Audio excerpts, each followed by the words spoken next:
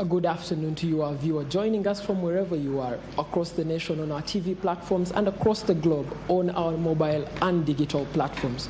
We're coming to you live from Kabira Country Club, where the Human Rights Convention today has just started and is in its final stages. We are going for the final panel that will be moderated by Nicholas Opio, who is the Executive Director of Chapter 4. Nicholas, how has it been so far? Raymond, good afternoon, and good afternoon to all the NTV viewers. It's been a robust morning session. In spite of the early morning downpour, there was a heavy turnout in the morning, and we've had very interesting discussions on litigating gender rights, on issues of procedures, and also the role of the media in public interest litigation. So the morning has been very successful. We're looking forward to the afternoon. I see you've lined up the most elite panel of people in Uganda.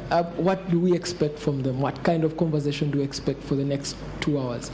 For the next 2 hours, Raymond, we shall be discussing closing the gap from human rights to social transformation and how we can use public interest litigation to do that. And our keynote speaker will be a renowned law don, Dr. Kabumba Businje, and we'll have a number of discussions, among others, Dr. Zahara Nampeo, the Honorable Jova Kamateka, Lina Zadriga from FIDA Uganda, and the President of the Law Society, who just won a second term a few days ago. For a viewer at home who's watching and wondering, how do they benefit from public interest litigation? What do you have to tell them? Public interest litigation is not just for lawyers. It is a tool that has been used for a long time around the world, but also in Uganda, to protect the rights of every individual, wherever they have been threatened. They have been used to change laws and policies that are repugnant to good practice and to human rights. So public interest litigation is not just a technical term for lawyers. It's a useful tool for creating change and ensuring greater respect for human rights. All right, to you, our viewers, I leave you in the very comfortable hands of Nicholas Opio, who will be with you for the next 2 hours. Do enjoy our programming. Thank you. Well, thank you very much, Raymond, and thank you to the NTV team and all the partners that have come together to put this Human Rights Convention. In particular, let me thank Parliament Watch. Let me thank the Center for Public Analysis. Let me thank NetPIL, the Network of Public Interest Lawyers of the Makerere Law School. Let me thank Diaconia and all the partners, including FIDA as well, who have come together to put this impressive convention. Now, this afternoon, we are joined by an eminent panel that will discuss a keynote address by Dr. Kabumba Businje. Now, for many of you who may not know Dr. Kabumba Businje, he is a lecturer at the School of Law at Makerere University. Kabumba is also a consulting partner with Miss Development Law Associates, an Africa-wide legal and consulting practice. Dr. Kabumba has the rare honors to hold a Bachelor's of Law first-class degree from Makerere University, a diploma in legal practice from the Law Development Center, a Bachelor's of Civil Law from Oxford University in the UK, a Master's of Law from Harvard University in the US, and an LLD, a Doctorate of Laws, from the University of Pretoria in South Africa. Dr. Kabumba Businje, upon returning in Uganda in 2008, before coming back to Uganda in 2008, worked as a project finance and capital markets department of a London-based law firm, Clifford & Chance, LLP. He is an expert in the areas of international law, electoral law, comparative constitutional law. His recent assignments have included being appointed to a panel of 5 regional experts comprised of law professors and justices of superior courts to review presidential elections in Uganda, and they've published a book which I'm sure is going to make available to you. Recently as well, I think Kabumba became famous as well when the book in which he authored a paper was confiscated by the Revenue Authority.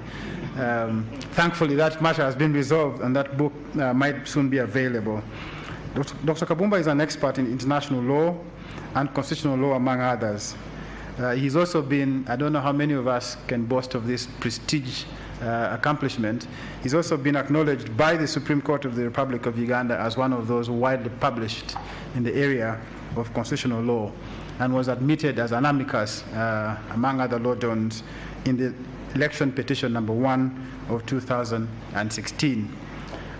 Dr. Kabumba will discuss the main presentation this afternoon on closing the gap from human rights litigation to social transformation. So, ladies and gentlemen, please put your hands together to welcome to the podium Dr. Businje Kabumba. Thank you very much. Just 25 minutes. Okay. I need to adjust the microphone, I think, after Nicholas. Good afternoon, everyone. My thanks to Chapter 4 and the team, the other teams of colleagues that have put this together. I think it's a very, very important reflection event. I'm informed that I have exactly 25 minutes, so that I'll try to remain faithful to that time. It's also quite a pleasure to be among such a distinguished panel and audience. It's a real privilege, a real honor. Everyone gathered here with all protocol observed.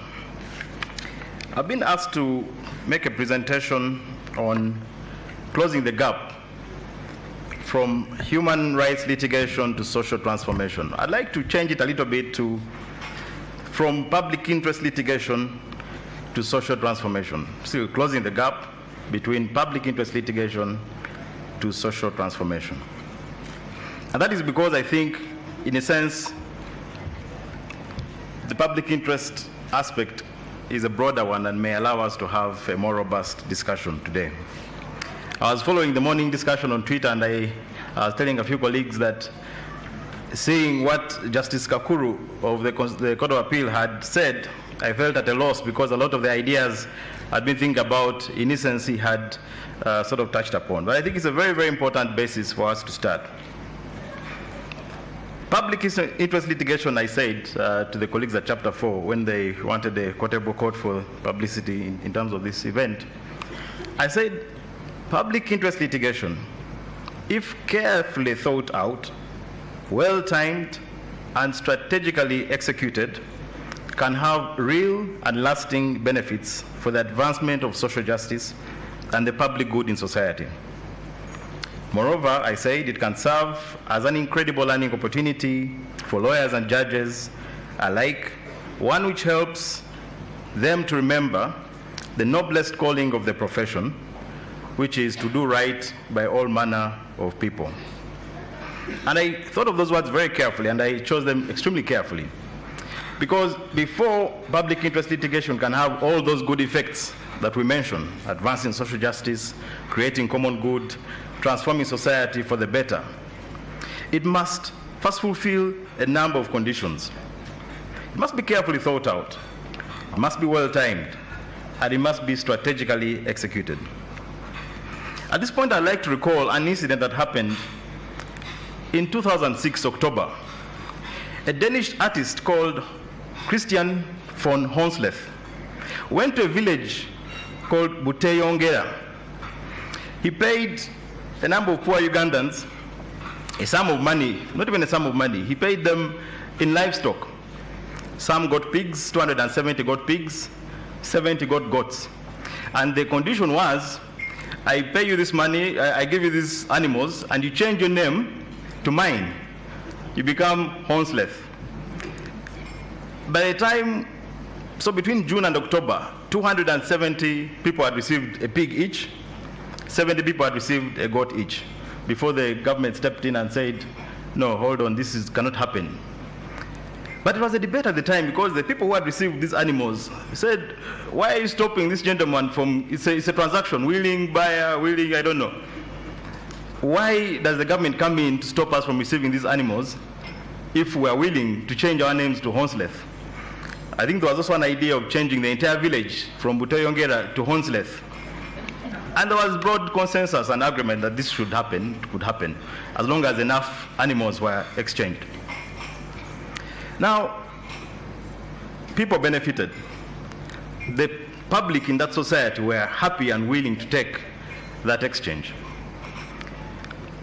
But is that transformation that we want to see? Well, they could say, we didn't have a pig before, now we have it. We didn't have a goat, now we have it. And you must admit there's something a little bit elitist in coming in and stopping that from happening and saying, because who is to judge the exchange, the transaction happening? And so, this point that I'd like us to reflect on, a certain quotation that I usually think and feel is the real basis or expresses the real rationale for public interest litigation in Uganda and in Africa. Because I fear that sometimes we use the phrase public interest litigation as if it could cut across, as if it's the same in all contexts, in all societies. But societies are different. Contexts are different. And the kind of public interest litigation that therefore should happen in the United Kingdom, in Germany, in France, in India, in China, cannot and should not be the same that is happening in Africa and in Uganda in particular. Precisely because the impetus is different, the rationale is different, and certain basic assumptions of that public interest litigation have to be different. What do I mean? In the Mitikila case, Mitikila versus Attorney General, Justice Luga Kingira, there's a very long quotation, but I'll not bore you with reading the whole of it. But he mentioned 3 critical factors that made public interest litigation extremely important in Tanzania. He said, first of all, illiteracy is very rampant.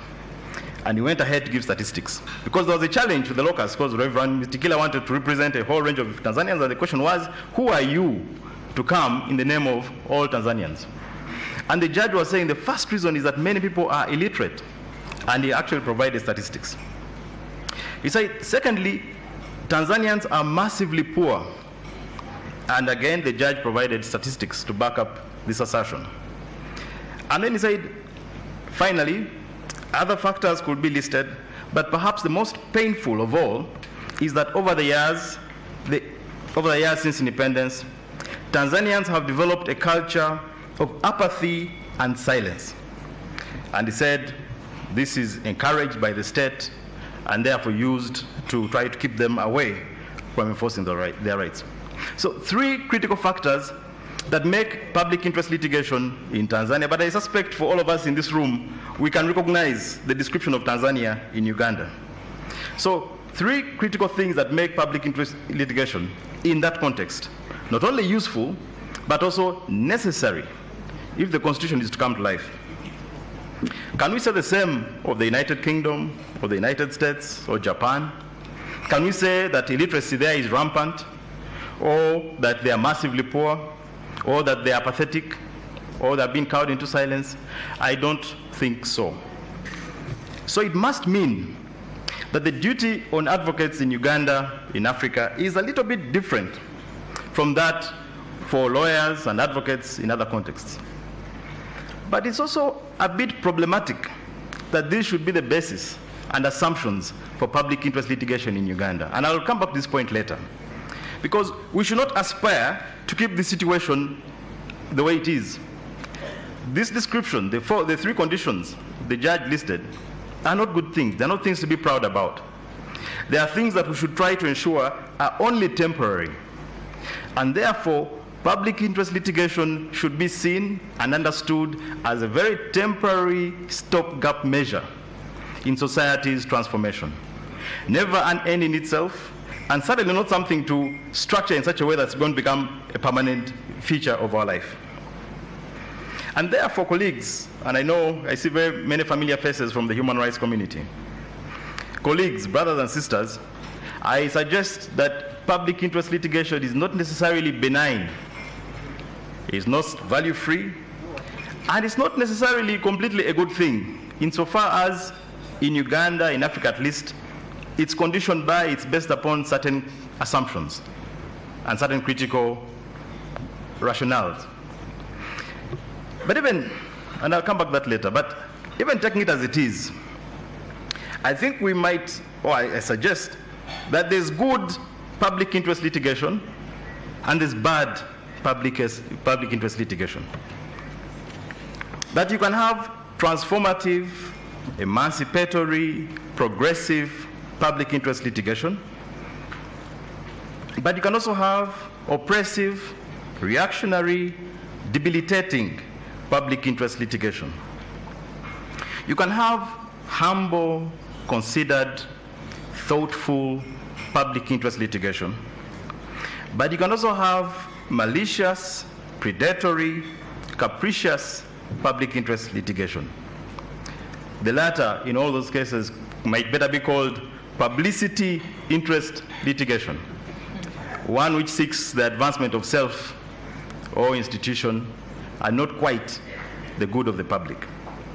So what happens, what emerges from that litigation will depend on whether you're talking about good PIL or bad PIL. Recently, we were faced with a petition challenging the power of Parliament to inquire into a certain public matter, to just inquire into it. And someone went to court in public interest, and normally they say, you're humble petitioner, right? And Article 137, and Article, you're enforcing the rights of the general public, without which certain rights are going to be infringed, certain key doctrines, separation of powers are going to suffer. Interestingly, the Speaker pushed back against this and described the order that was granted in that case, and this was, of course, on the back of a range of other orders.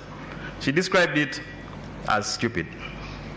I'll not comment on that particular word, but I find it interesting that even the border gentleman I was interacting with had views about the order that had been sought and obtained. If you find Ugandans who are, we say, apathetic, etc., interested in a judicial order, then there's something.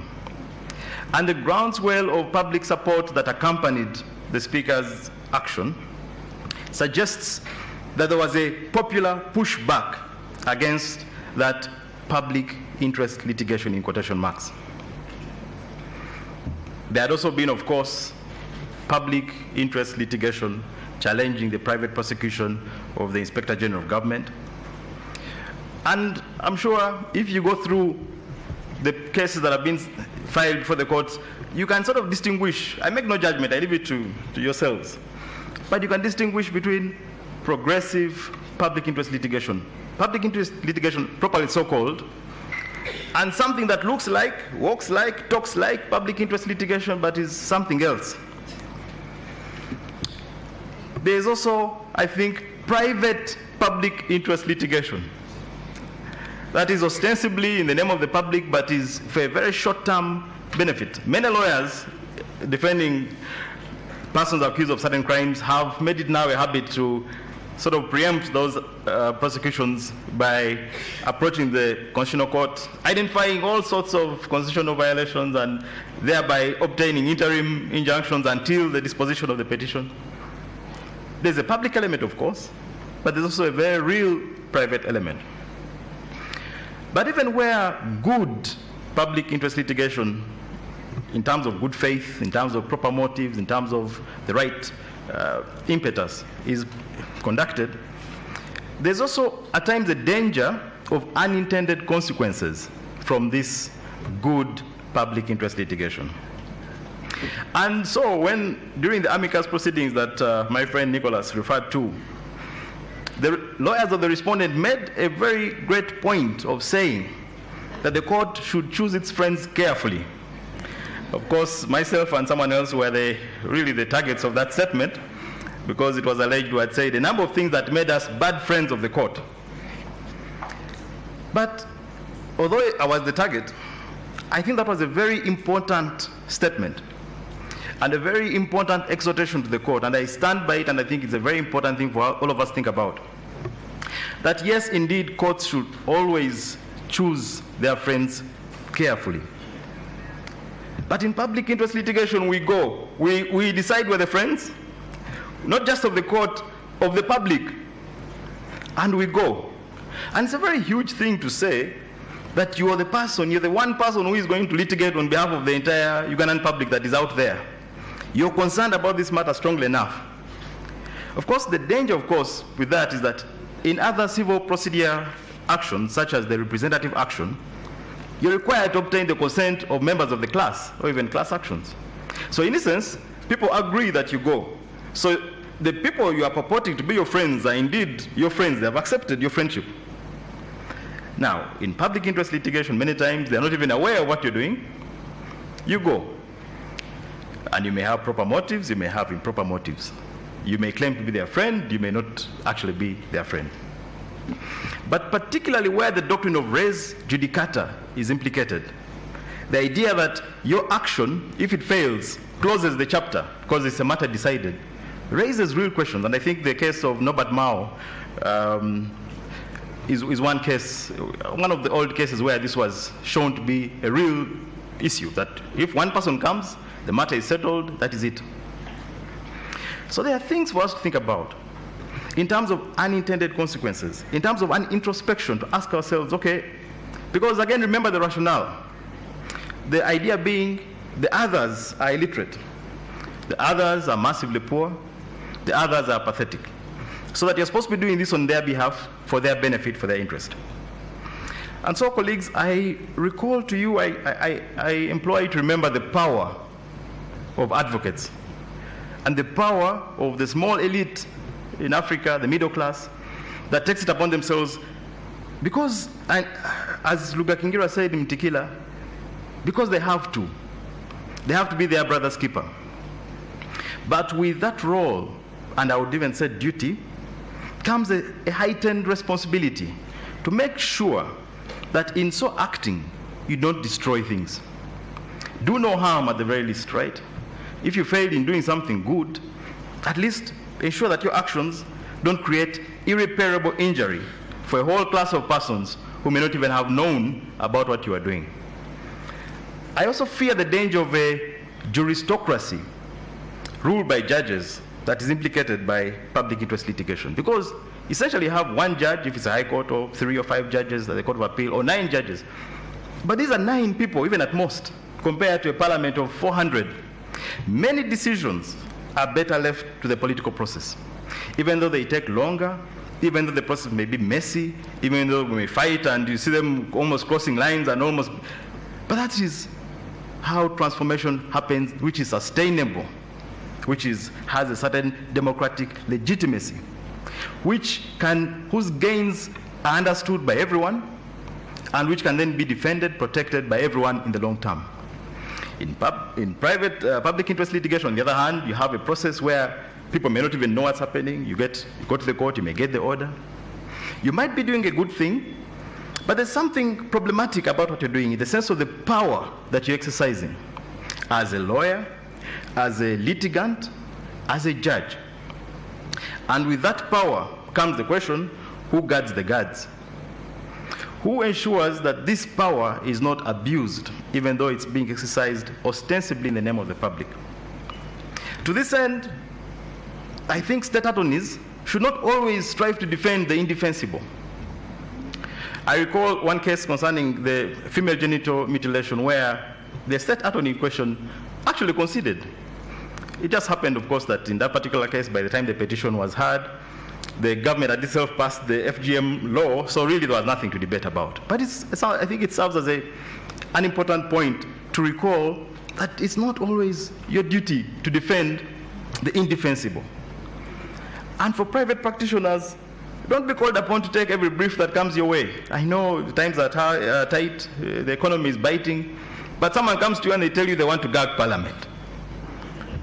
And you go. What we saw later were apologies. The lawyer apologizing, the litigant apologizing. That should serve, I think, as a warning, as a moment of reflection to all of us. That is not all instructions that should send you running to the court. I also think that there's a need to interrogate or reinterrogate the meaning of public. In whose name do we go?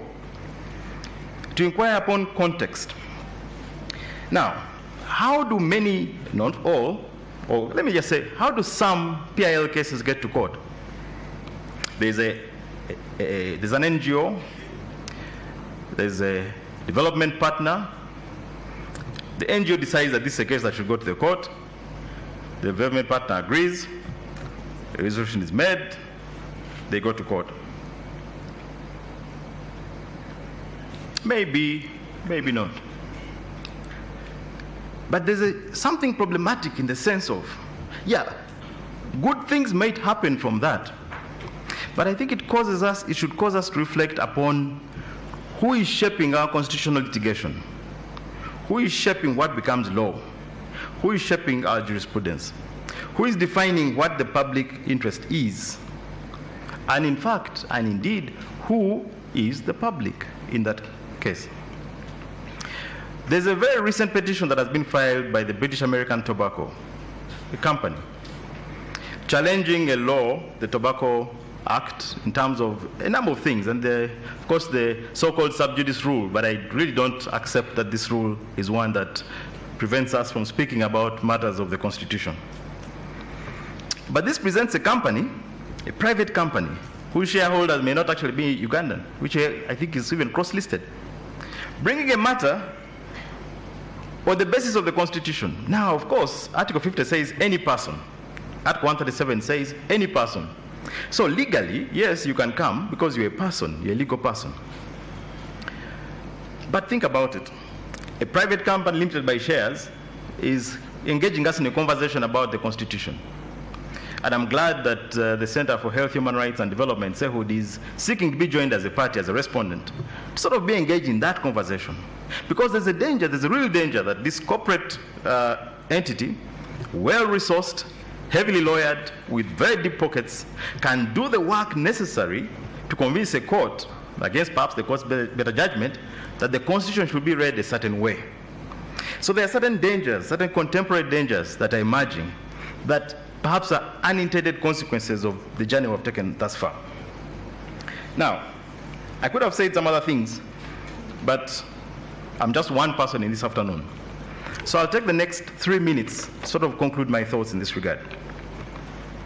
But we should be careful, therefore, in assuming that the gap between public interest litigation and social transformation can easily be bridged. That gap exists where public interest litigation is not carefully thought out, is not well timed, is not properly executed, and where, in fact, in some cases, it arises out of improper motives. That being the case, if those things continue to be the case, you can never talk about bridging the gap. The gap becomes insurmountable because the society is here, you're here. Society is going this way, you're going this way. As I said at the beginning of these thoughts, at the root of public interest litigation, especially in Uganda and Africa at large, are certain assumptions about our society, which are borne out by reality in terms of the statistics: illiteracy, poverty, apathy. But we should not capture time and freeze it. That's not a society that we should accept. It's not a society that we should not deify in the sense, therefore, PIL. PIL is useful, but it's a stopgap. It replaces the normal democratic process. And anything that replaces the normal democratic process of contestation, of engagement, of debate, brothers and sisters fight, but they remain family. A shortcut process that preempts that process should not be looked at in long term. And that's why, and this is my concluding thought,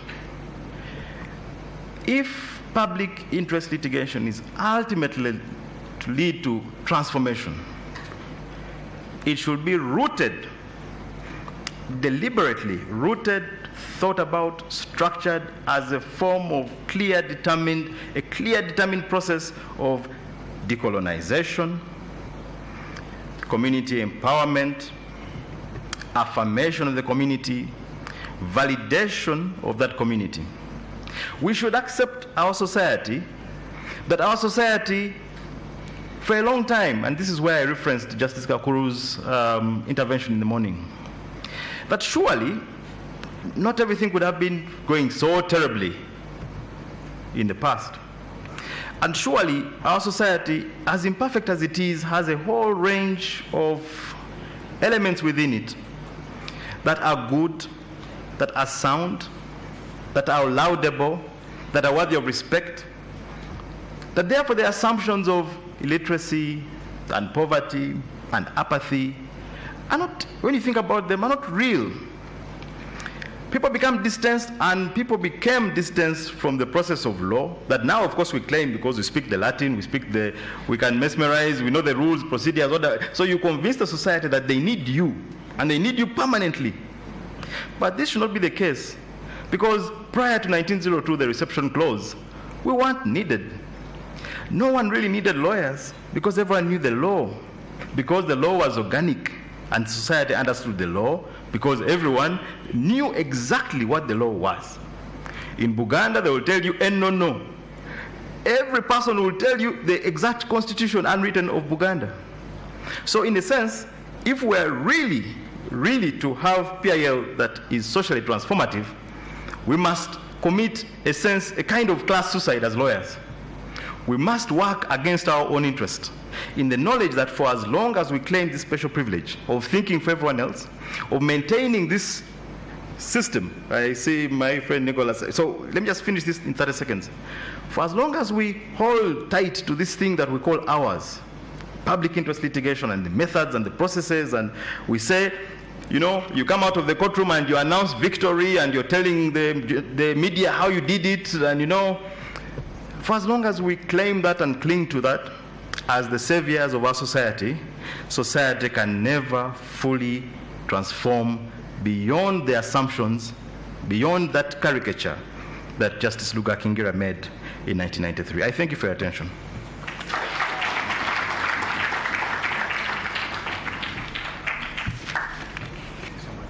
Pleasure. Well, thank you so much, Dr. Kavumba. I think he deserves a warmer applause than what you've given him. I think that in an autocratic society or a semi-autocratic society where free debate is stifled, where democracy is strangled, if the courts of law remain an avenue, if they're still independent, I think they remain a useful space for discourse and for changing laws. But I like the idea about publicity interest litigation, the idea about juristocracy, the idea about private-public interest litigation, and I'm glad you noted that the lawyer in that case saw the light and became Paul from Saul and apologized for his misactions. But that said, thank you so much, Doctor. You have a chance to ask him questions, but allow me to introduce the panelists who will interrogate the thoughts of Dr. Kavumba. You have the booklets in your hands that describes their full detail and their wide expertise, and so I wouldn't read all of them.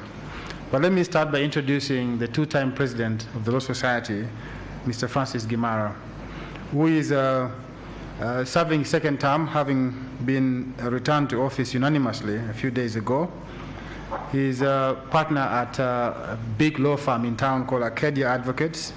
He's also the founder of several NGOs, among others you may not know, the Uganda Youth Network and the Center for Public Interest Law.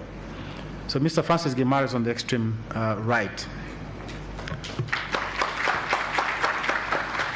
Next to Mr. Francis Gimara is the Honorable Jova Kamateka, the Mutoma woman MP, and the chairperson of the Human Rights Committee of the 10th Parliament.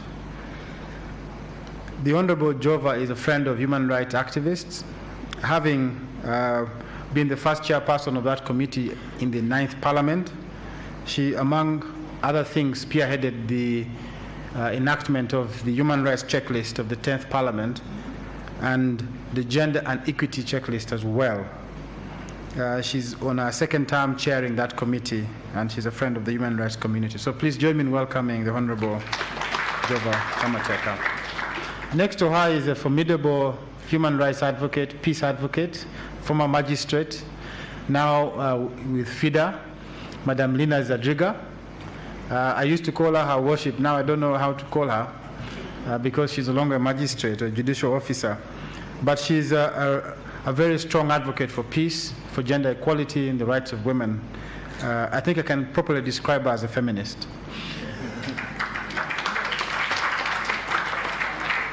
I can see there are more feminists in the room than otherwise. Right next to her is our board chair, the current executive director of the Human Rights and Peace Center of the Law School of Makerere University. She is also a human rights advocate, also a feminist, I was told. So please join me also in welcoming Dr. Zahara Nampeo. We've had so many doctors this morning. I saw Dr. Stella Nyanzi somewhere as well. I hope she's still in here. So the assembled panel will interrogate the thoughts of Dr. Kavumba, and each one of them will have about 8 minutes to go through their reactions. And I'll start with my president, because he's the president, Francis Gimara. So please join me in welcoming Mr. Francis Gimara. Thank you, Nicholas, for your warm introduction. I want to thank Dr. Kavumba for laying a very firm foundation to share a few thoughts. And I agree with him that certainly, as far as PIL is concerned, it's not doubted that public interest litigation indeed has the capacity to transform society with its outcomes. Litigation, especially PIL, is very important for, number one, publishing very important matters in society and getting people to be exposed to those matters. It's also a good place to think about the collective values that shape society. We get to interrogate our values normally through matters that are tagged as public interest litigation matters. And of course, most importantly, they're a very important tool for the promotion of human rights. But the topic is, bridging or closing the gap. And I want to start from where Dr. Kavumba did make a point. And I want to add to say that certainly PIL is not a magic wand for resolution of all issues, and to that extent we cannot say that it is the only vehicle that will lead to social transformation. And perhaps that's why Nicholas and team thought about the topic of closing the gaps between PIL and social transformation. And I think on this note, I want to acknowledge your very well organized convention, and I want to say thank you for putting us here to discuss this issue. Now, I will just say a few things on closing the gap, and that's where I will focus my discussion. I think, and this has been brought out very clearly by Dr. Kavumba, the mindset behind the institution of public interest litigation. What is driving that case in court? Is it public interest or private interest? I think us who are gathered here this afternoon must take very seriously the caution of crowding the judicial system and destroying a very nascent, democracy in terms of court coming out with precedents that we want.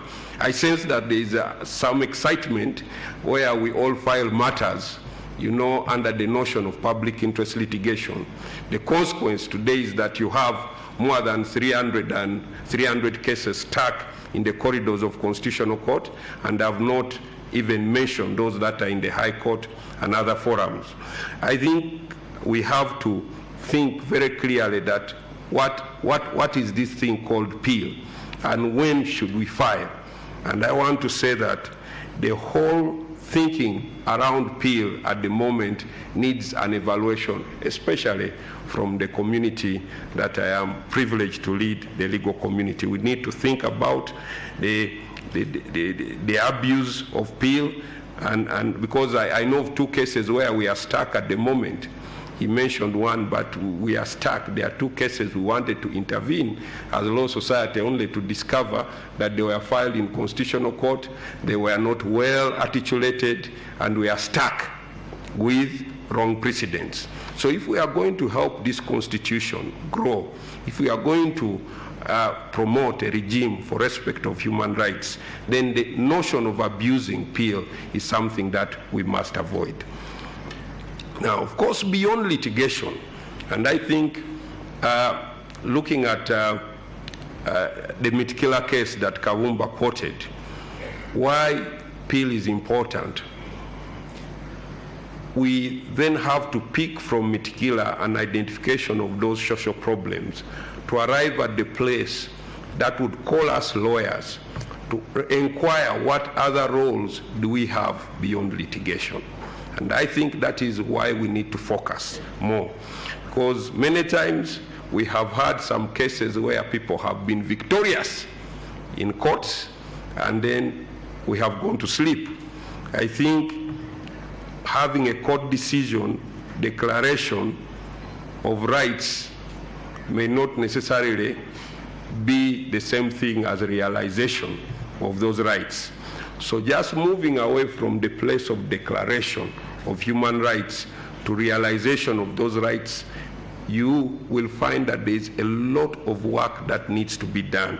And the question for all of us here in this room and stakeholders, are we prepared to convert some of the victories we've had as a result of PIL into the transformation that we all want to have? I think for me, that is a point that we need to check. The other issue that we have got to discuss this afternoon is even when you have decisions, do we have institutions in this country that can realize the fruits that we have got from PIL? That is also something that we must be concerned about, because the law, as you all know, is an arbiter. The law will be used to resolve disputes, but people will voluntarily refer to authorities when they only view the law and the outcome of court processes, including PIL, as being fair. If society views institutions as respectful of rights, then they will most likely obey decisions that come from those offices.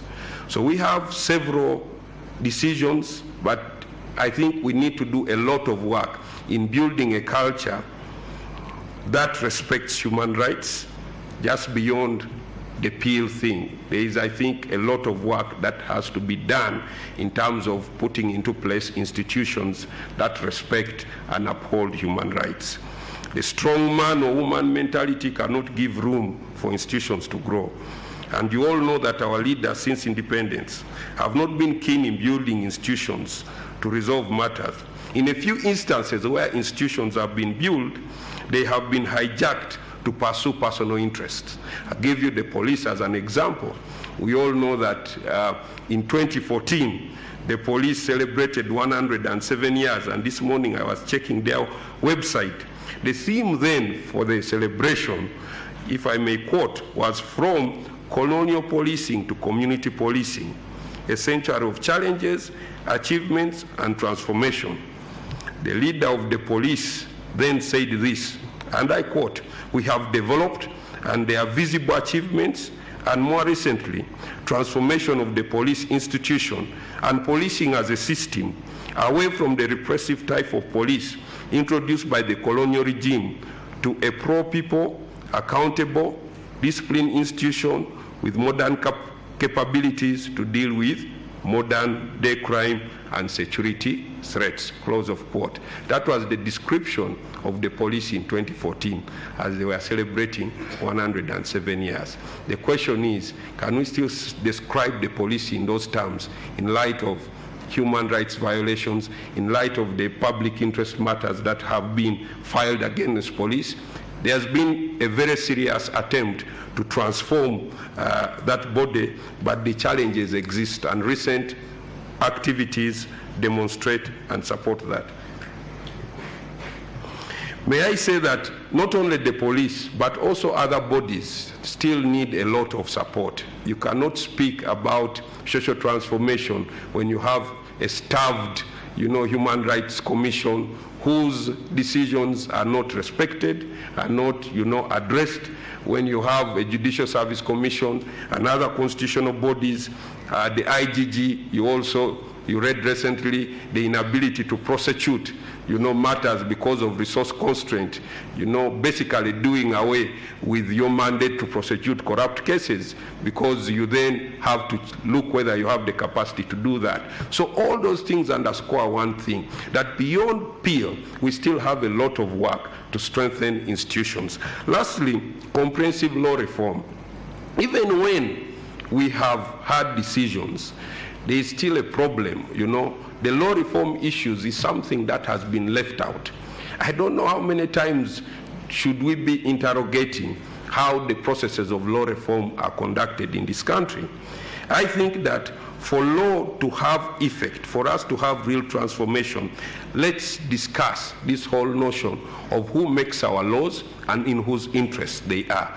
Then we can truly speak of closing the gap between PEEL and social transformation. An example, Church Ambrose case goes to court and the Attorney General challenges the procedure used by applicants for redress in respect of fundamental human rights, and the court agrees with the Attorney General. 2010 to 2015, nothing happens. It only had to take people like Honorable Kamateka to file a private member's bill for enforcement of human rights.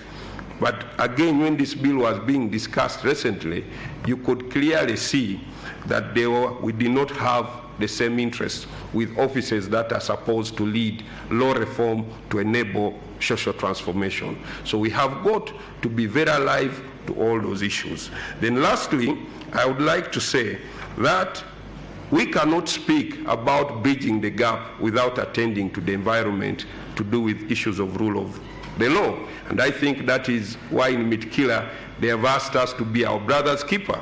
Fundamentally, what that means is that we must be concerned about creating an environment that promotes and upholds the rule of law. Because if that is done, then we truly can be concerned about bridging the gap between litigation and social transformation. Thank you so much, and let's keep discussing these issues. Allow me to thank Dr. Kavumba for his candid presentation and organizers for a very wonderful convention. Thank you for listening to me. Now you know that when lawyers gave him a second term, they actually saw some value in him.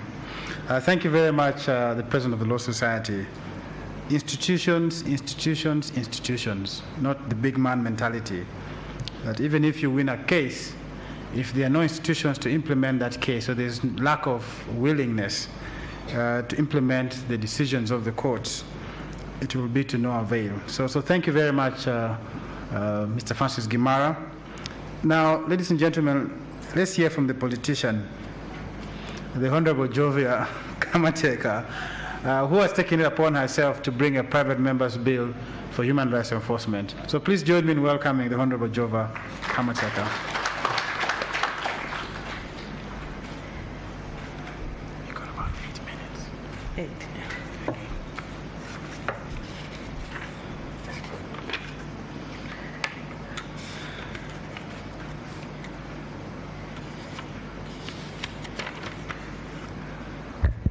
Good afternoon, everyone.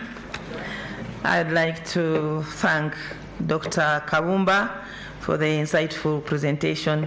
Let me also take the opportunity to thank the person who was standing here before me, the chairperson of the Law Society. I'd like to re-echo the words of His Excellency the Ambassador this morning, reminding us about the theme of the Human Rights Day 2016. Stand up for someone's rights today. For me, that's what PIL and social transformation mean. For lawyers and everyone, each one of us, to be able to stand up for someone's rights. Dr.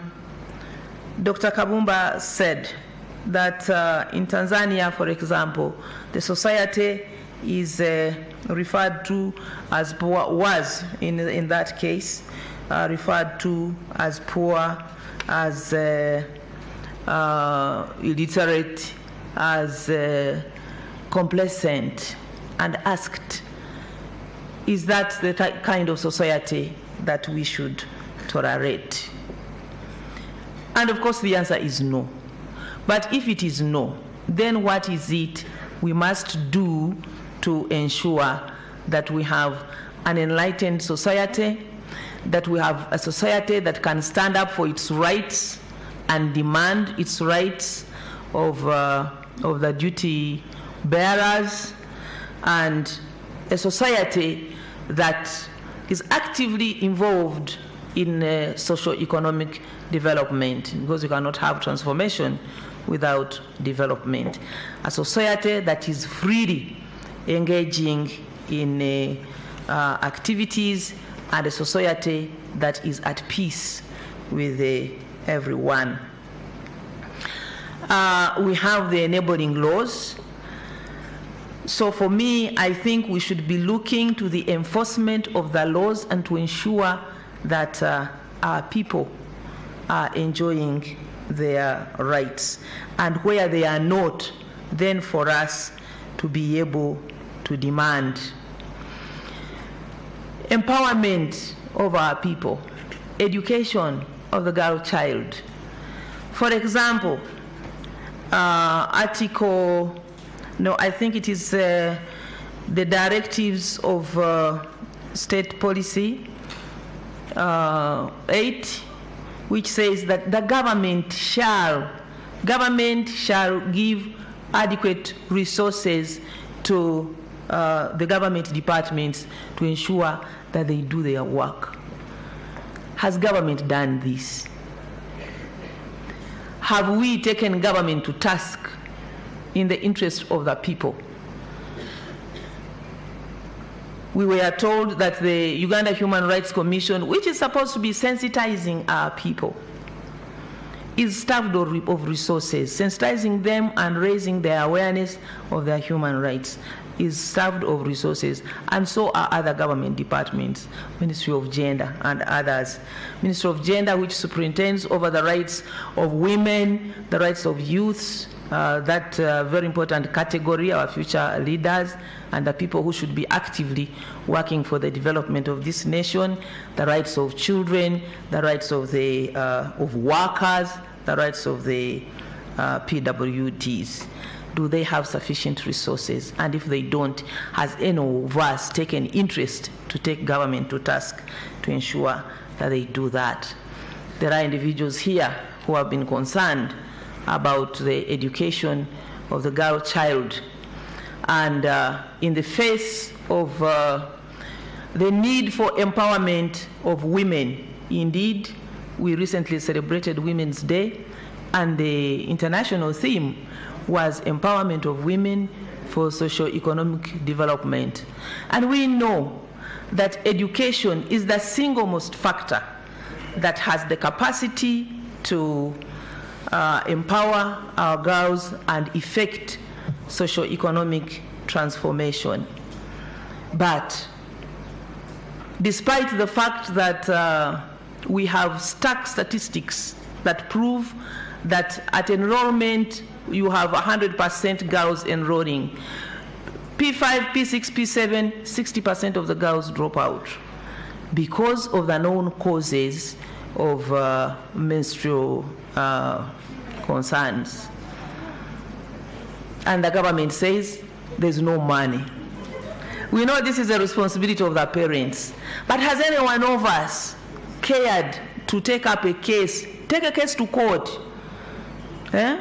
take the government to court so that they can respond to this? I'm saying this because I think that would have been the proper way rather than engaging in other strategies. So being able to stand up, being able to stand up for the rights of others, being able to stand up for the rights of others, but also in an acceptable manner. And as I talk, of course, of the education of the girl child, we need to be mindful of the way we raise our children to be able, that they respect human rights, because human rights is about respect for oneself and the rights of others and the ability to stand for those rights. We know that a lot of our people cannot afford legal services. Have we as lawyers tried to assist them, take up cases for them, and offer pro bono services? Have we done that? Because I think that would be empowering our people and making it possible for them to progress. Sensitization, I think I mentioned, since the Commission has the mandate to sensitize and is staffed of resources, but also ourselves, wherever we stand. Civil society organizations, you're here, you're very many. I know you have been sensitized, trying to sensitize our people, but can we have concerted efforts so that we empower Ugandans to be able to know their rights and also to demand for them? And then, of course, there is need to review, although I have said that there is enabling legislation, I think there is need to review some of the laws that we have. For example, the land law, the empowerment of women and making it possible for women to own land and be in charge of the of production and economic development. Then also, I think as Parliament, we need to, and all of us, we need to ensure that Parliament passes the Marriage and Divorce Bill. A very important bill that empowers, which some people think that it empowers only women, but for me and many others, it is really for the empowerment of society, where men and women are supposed to work in partnership and work for the well-being of their homes and ensure that, for example, the girl child is not sold into slavery by demanding bride price, that we can value children as gifts and enable them to come together to build up homes without demanding monetary or other. The bill was proposing that these be regarded as gifts, that if they have to be paid, they be regarded as gifts. But sensitizing our people to know that when you demand for bride price, really you are sort of selling your child, although they want you to believe that this is not the case. So the passing of the Marriage and Divorce Bill, I remember when it was withdrawn in Parliament, the strategists sat down and said the civil society movement should identify lawyers who are, I was going to say who are gender sensitive, but should identify lawyers who are pro and who will go out and speak for this bill and sensitize our people and raise levels of awareness.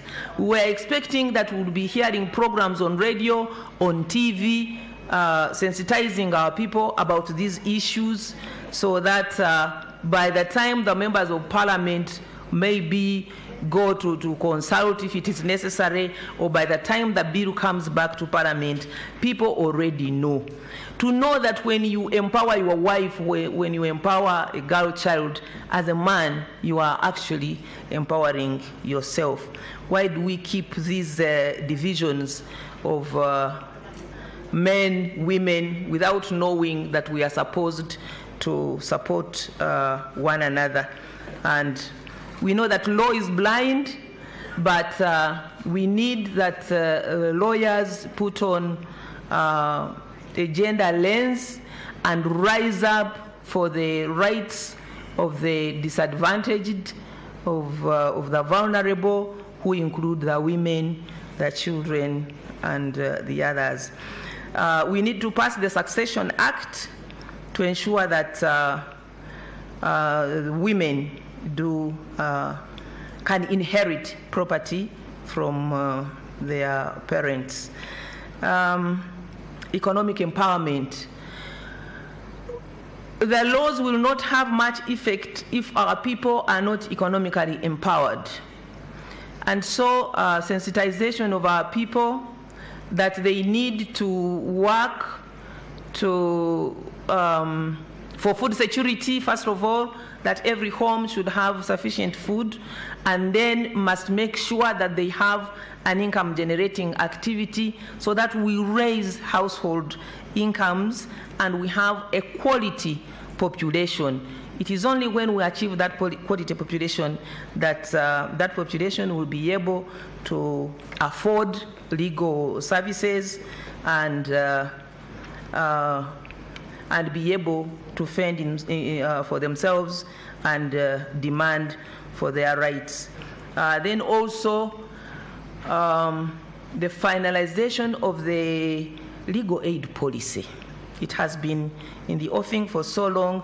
I think we need to make sure that the legal aid policy is finalized.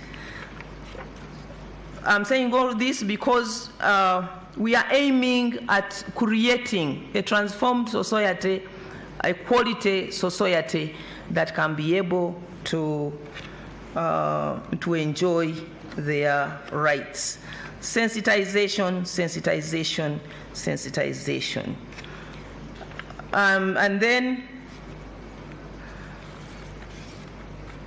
being able to stand up and take up cases that may not be popular, but because you know that you are doing the right thing, to be able to be bold and take them up, knowing that once that you have a successful decision in your favor, you have achieved so much for the human rights of the people.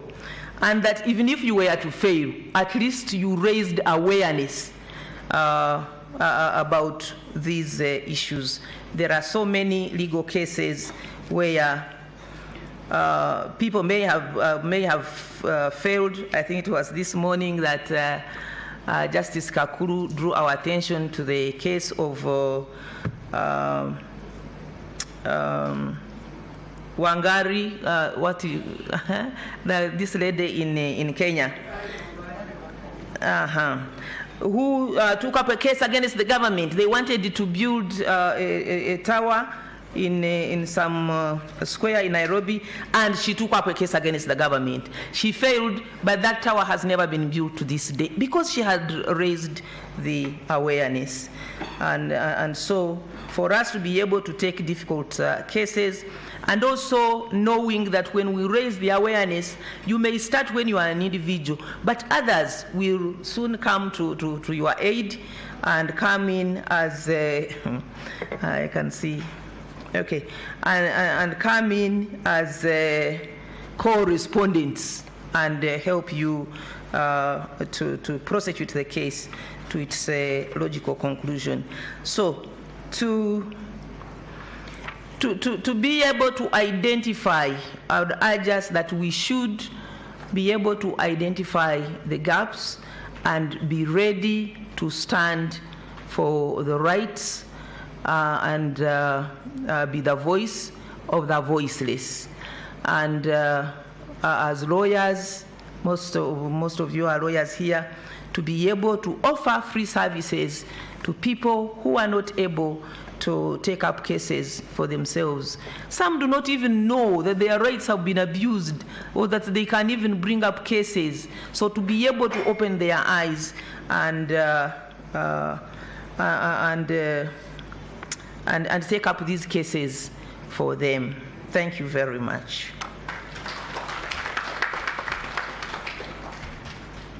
All right, thank you very much, the Honorable Jove Kamateka. I think that Parliament actually knows what they're supposed to do. I don't know why they haven't done what they know they should be doing, namely passing the the Marriage and Divorce Bill, namely ensuring the administration of justice bill is passed. So the list is endless. The buckets, the ball is passed in your court.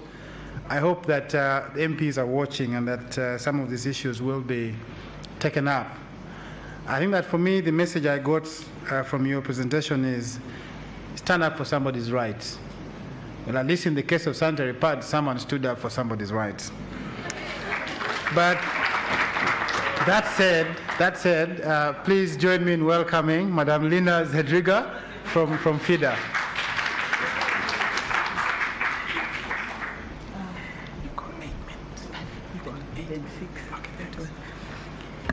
Thank you so much, Nicholas. The organizers of this forum, I'm on notice that I should actually cut half my time. I want to thank Doctor for framing equally the need for all of us to be part and parcel of public interest litigation, not as an event, but as part of our duty and responsibility to protect and to society.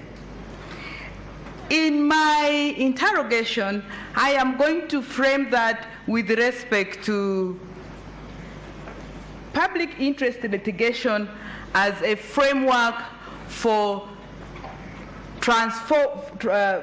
social transformation, but specifically with respect to the jurisprudence of equality.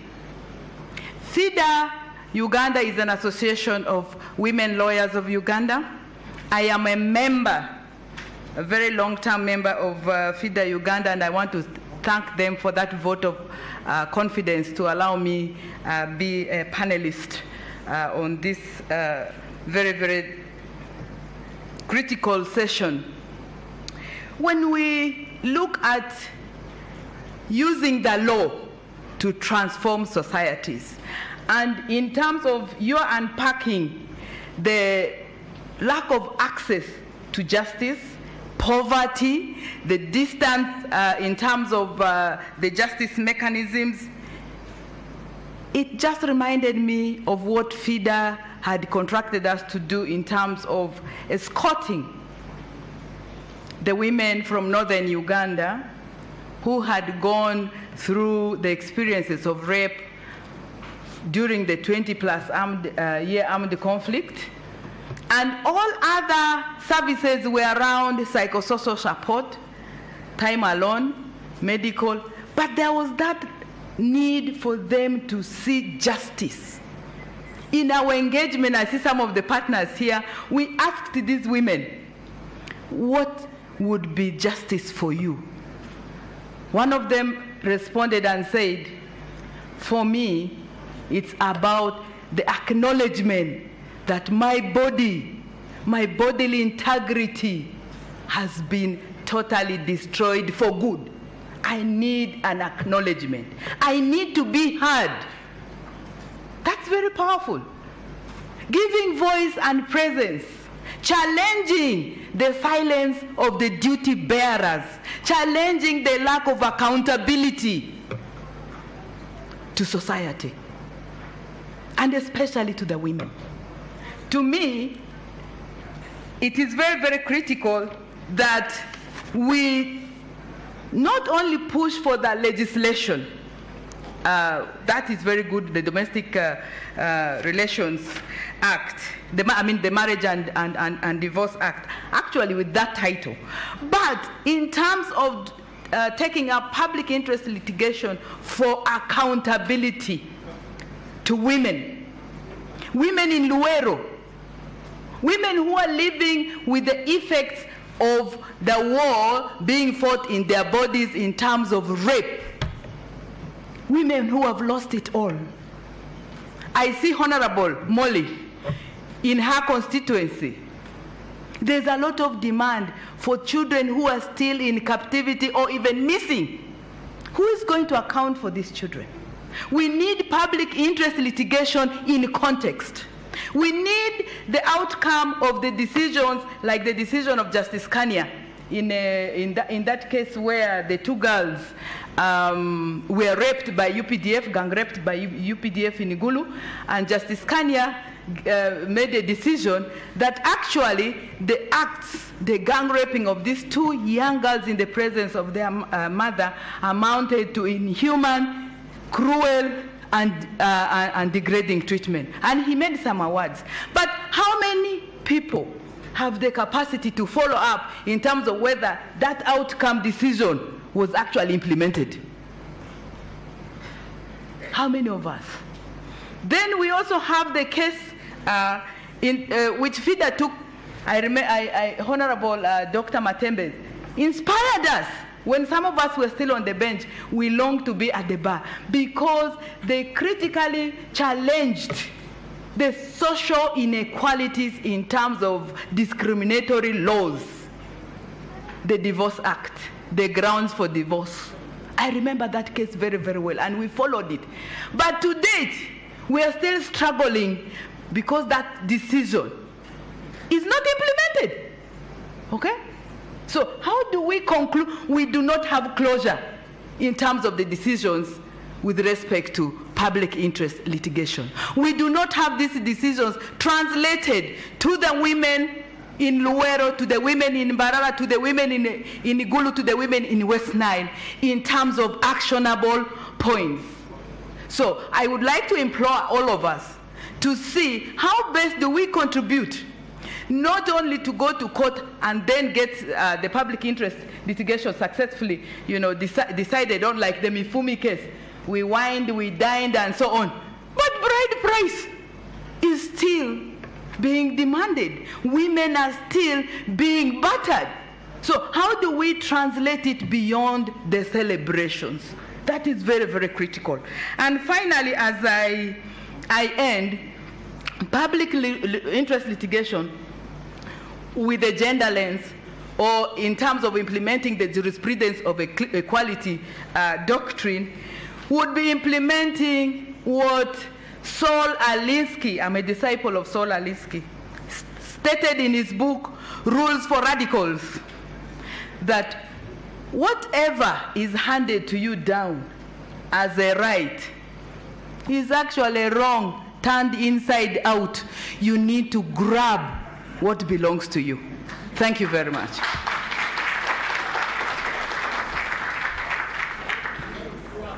You need to grab it. That's interesting. It's a powerful closure. Thank you very much, Lina Zadriga. We are glad you left the bench and joined us in civil society. At this moment, ladies and gentlemen, please welcome the board chair of Chapter 4 Uganda and the Director of Human Rights and Peace Center, Makerere School of Law.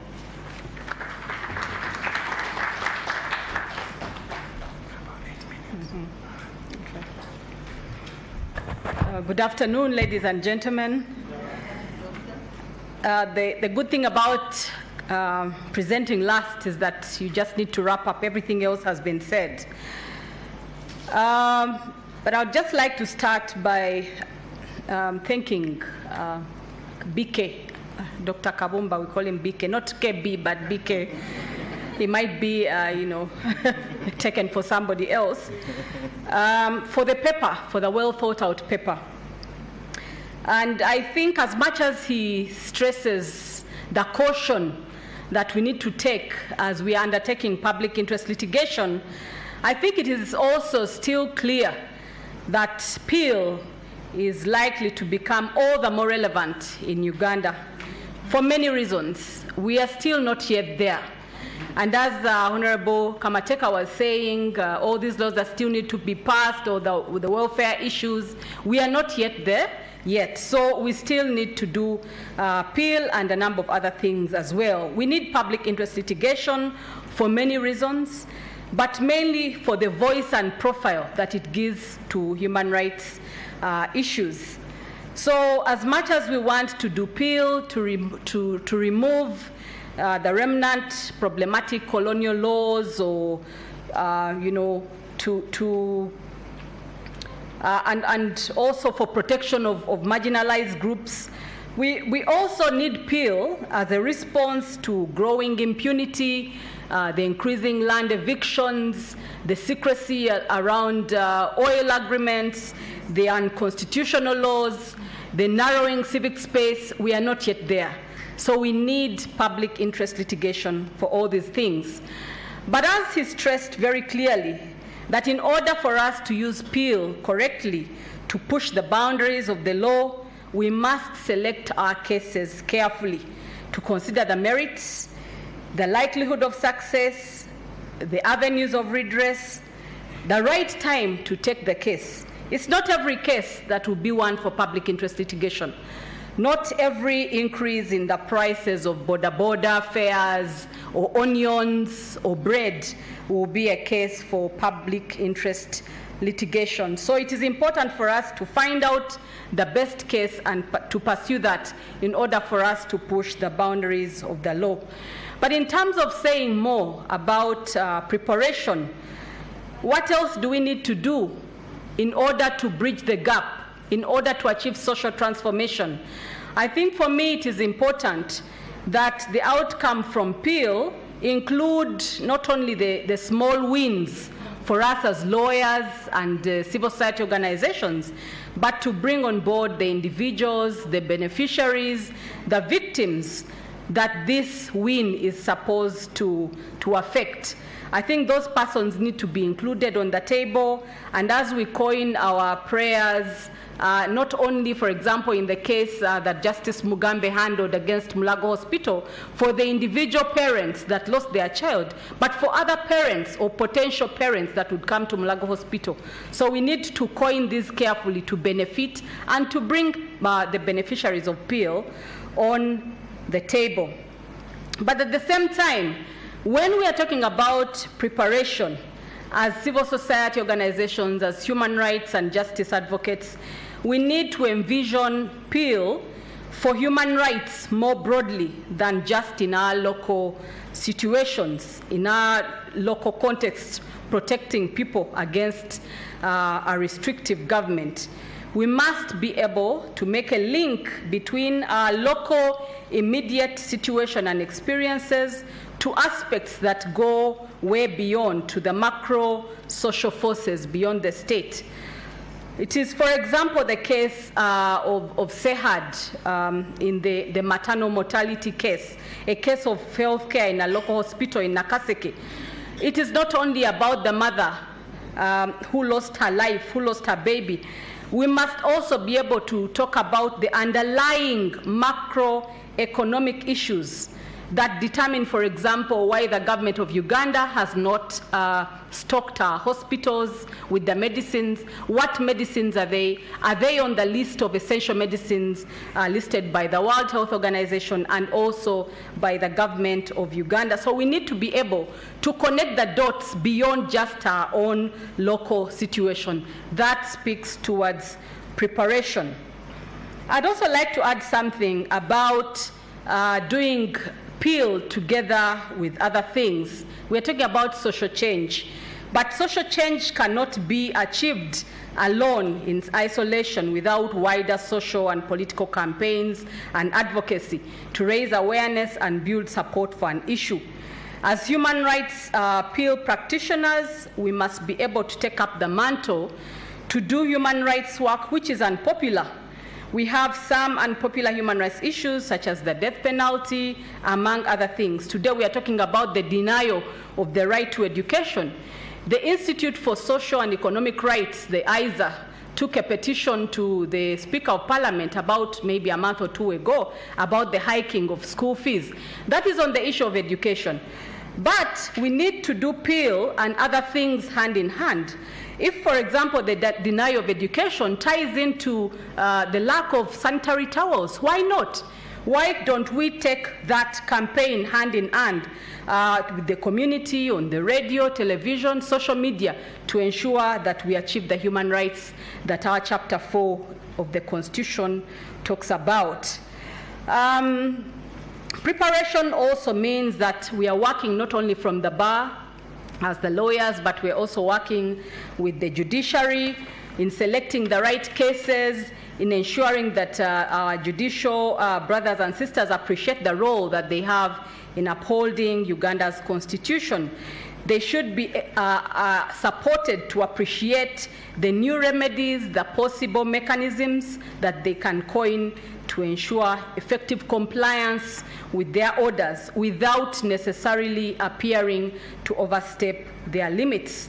So we should work hand in hand as a bridging the gap to support courts to pass interim orders for relief and to follow up on its orders so that we ensure that human rights are upheld. I'd like to conclude by saying something about legislative intervention. Mr. Gimara, you said something about the need for law reform. Do we need a law on public interest litigation to avoid private interest litigation, publicity interest litigation, political interest litigation, all these P's? Do we need a law to ensure that our lawyer friends do not take things too far so as to lay down the parameters within which appeal cases can be entertained? After all, appeal is not a game of chance for us lawyers to see, let's see how things might go.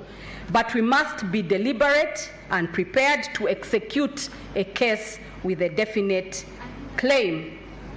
Therefore, we should perhaps think about how do we organize ourselves, how do we organize our system to support public interest litigation to be acceptable to everybody.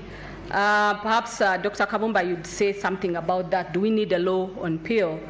Otherwise, thank you very much, all the former panelists and my colleague for that presentation. Thank you very much.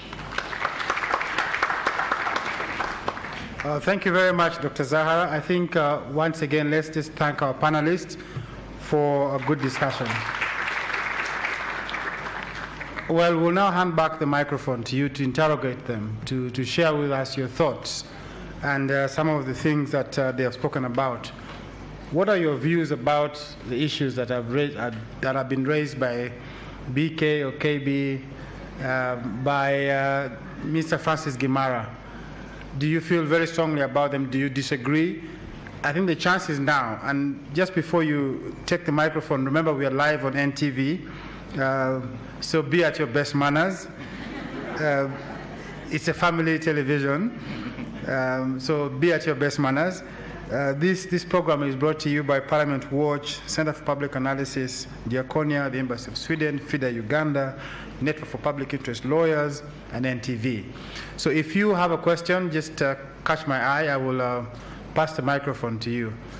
I think the senior citizen is already itching to contribute. So the Honorable Dr. Miriam Matembe, please.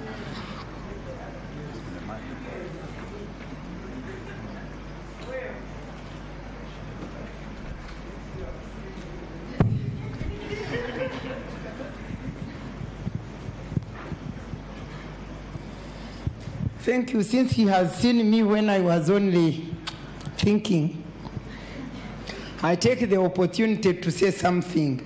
One thing I want to say is that I'm extremely happy to listen to BK, Businje Kabumba, because you have really made it very clear for us the whole thing of PILO and how it can be abused. Me, I didn't know that, because I'm not an advocate. I'm not a practicing advocate. I'm not a judge. But I'm a public person who cries out for other people's rights. That qualification I have, and so I have already done that. But in view of the moral decadence in this country and generating ethical values, I think BK's presentation was really good, because it looked into the whole of how this thing can be abused. But for me, what I want to say is that, and I learned that it is just like affirmative action, like a stopgap measure. Once things are all right, then it can go. And therefore you will know that The reason why it came up was that because things were not all right. And as the Honorable Member of Parliament has narrated them here, they are not all right at all. And as I listened to her, I was wondering and saying, do members of Parliament know their role? Because who is supposed to allocate money? Who is supposed to draw priorities and allocate money to whether girl, child, or sanitary towels, all these things? It is not we. For us, we elect you, you go there to represent us. Now if you come here and say, you people, are you shouting for the girl, child? Yes, we have shouted horse, but we are never heard. Our priorities are not taken on board. And so when you bring it back to us now, then we say, hey, do they know what they are doing there?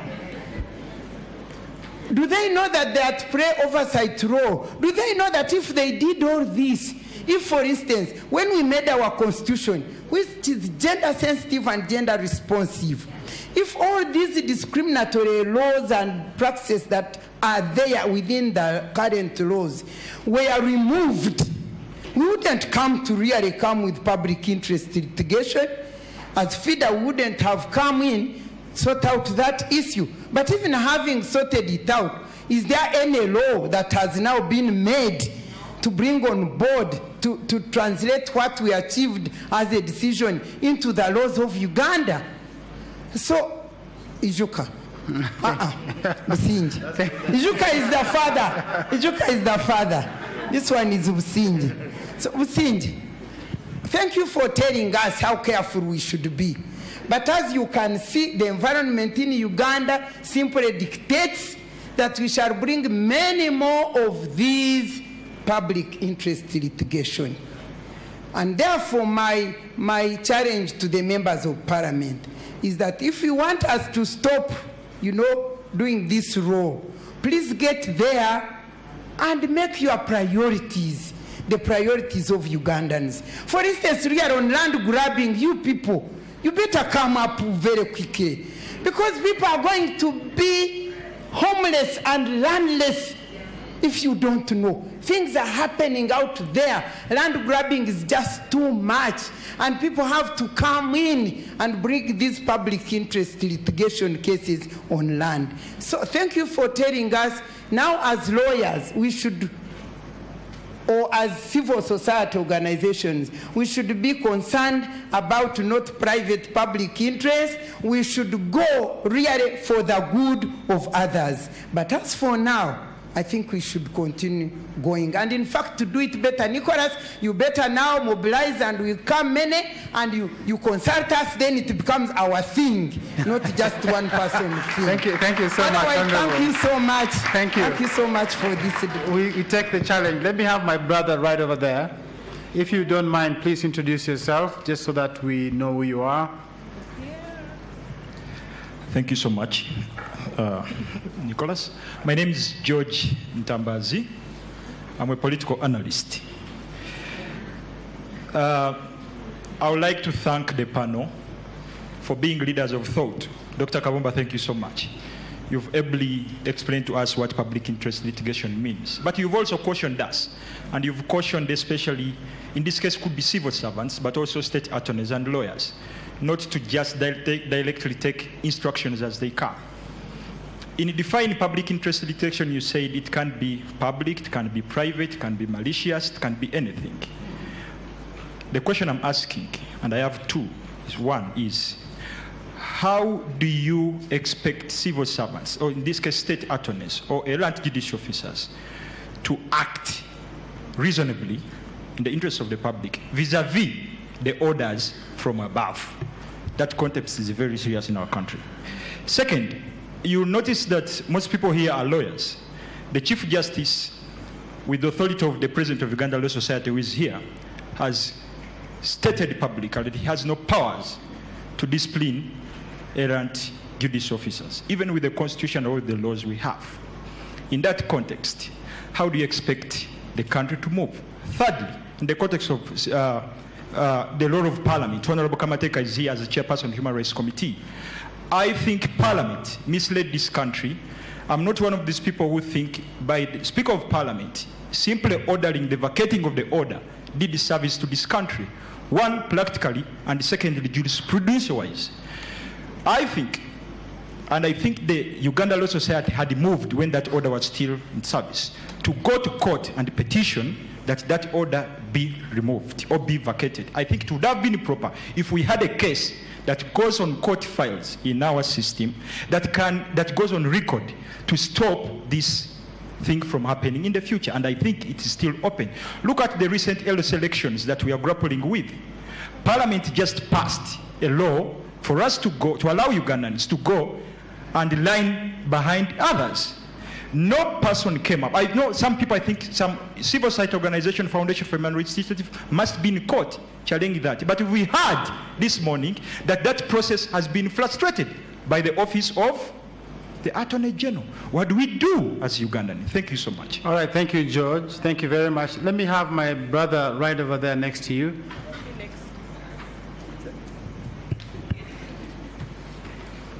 Thank you so much. My name is Kulhoshi Musikampe. I represent an organization called People for Peace and Defense of Human Rights. My concern is one. Since morning when I came here in this forum, I was quite disappointed that it's more, the forum is a blanket of some particular people, a certain category of elites, rather than a debate which could focus on the mass at the lower level. And I think the debate could have been, the litigation would have been more a value if it looks at the issues of how to empower, as Dr. Buzinja has said, how to empower people at the very lower level so that they become agents of change, rather than us carrying the whole cross for them. I think it's not the best way. I think that's where the problem is, and the change can only come when the masses, my work, I deal with refugees, and I'm more in Kisenyi, and I always see all these changes if the people in Kisenyi can wake up and and petition and go to the parliament and do this. I think that's where the real transformation are. Okay. And this debate this morning is not focusing on that, so I'm a bit disappointed. The people you're talking about are watching us online on their TV sets, and this debate is going to continue and go down to the areas where you want us to go. It's not going to end here. Let me have the person on this side. Please pass the microphone. I can't see them. Thank you. The debate has been on since morning. And I've seen the passing of the buck. Dr. Miriam Matembe, former minister, former member of the Constituent Assembly, former MP, thinks that the problem is with Parliament, and the Parliament is not doing its role. The main presenter thinks the institutions are weak. We know the courts are weak. Even getting the public interest case heard is nearly a miracle. These are just a few. There are very many that have never had their day in court. There is a much more fundamental problem. You cannot have social change. You cannot build institutions without political change. The core of the problem is political. Public interest litigation is just one of the few and one of the weakest vehicles for endangering the much needed political change. So we have to go beyond the debate of public interest litigation and move to the broader level of how do we do political transformation so that people are empowered, so that institutions are empowered, so that if there is an award of the court, it is enforced, so that if there is an individual, he is subject to the law regardless of his or her status, so that institutions can work. Parliament is not working because of the political context in which it is elected, in which it operates. All these institutions. So I've been in Peel as an advocate, civil society and so on from 1997, 20 years and counting. We have achieved so little. Let's get back to the grand scheme of working for political change. Senior Counsel, if I may ask, how do we get there? Because we thought that Peel is just one of those methods of arriving at political change in this country. I wrote a paper published in Joe Locker's book called, the paper was about liberating African civil society. And I said, the most enlightened of us can use public interest litigation, we can use the media, we can use trade unions, we can use all forums, we can use political parties. It is a combination of efforts, okay? You see, we are eating this African elephant called a decadent political system. You bite it, you tear at it, piece by piece. If you get the tail, cut it, and run away with that. If you can get the leg, get it, run away with it. Until, as Honorable Matembe says, you weaken the elephant, and you can now hold it by the horns. All right, thank you. Thank you. Let me have Bishop. Thank you very much, Senior Counsel. Let me have Bishop. Thank you, moderator and dear participants. The problem in Uganda is the role of representation. Those who represent us in parliament, are they there for us or for themselves?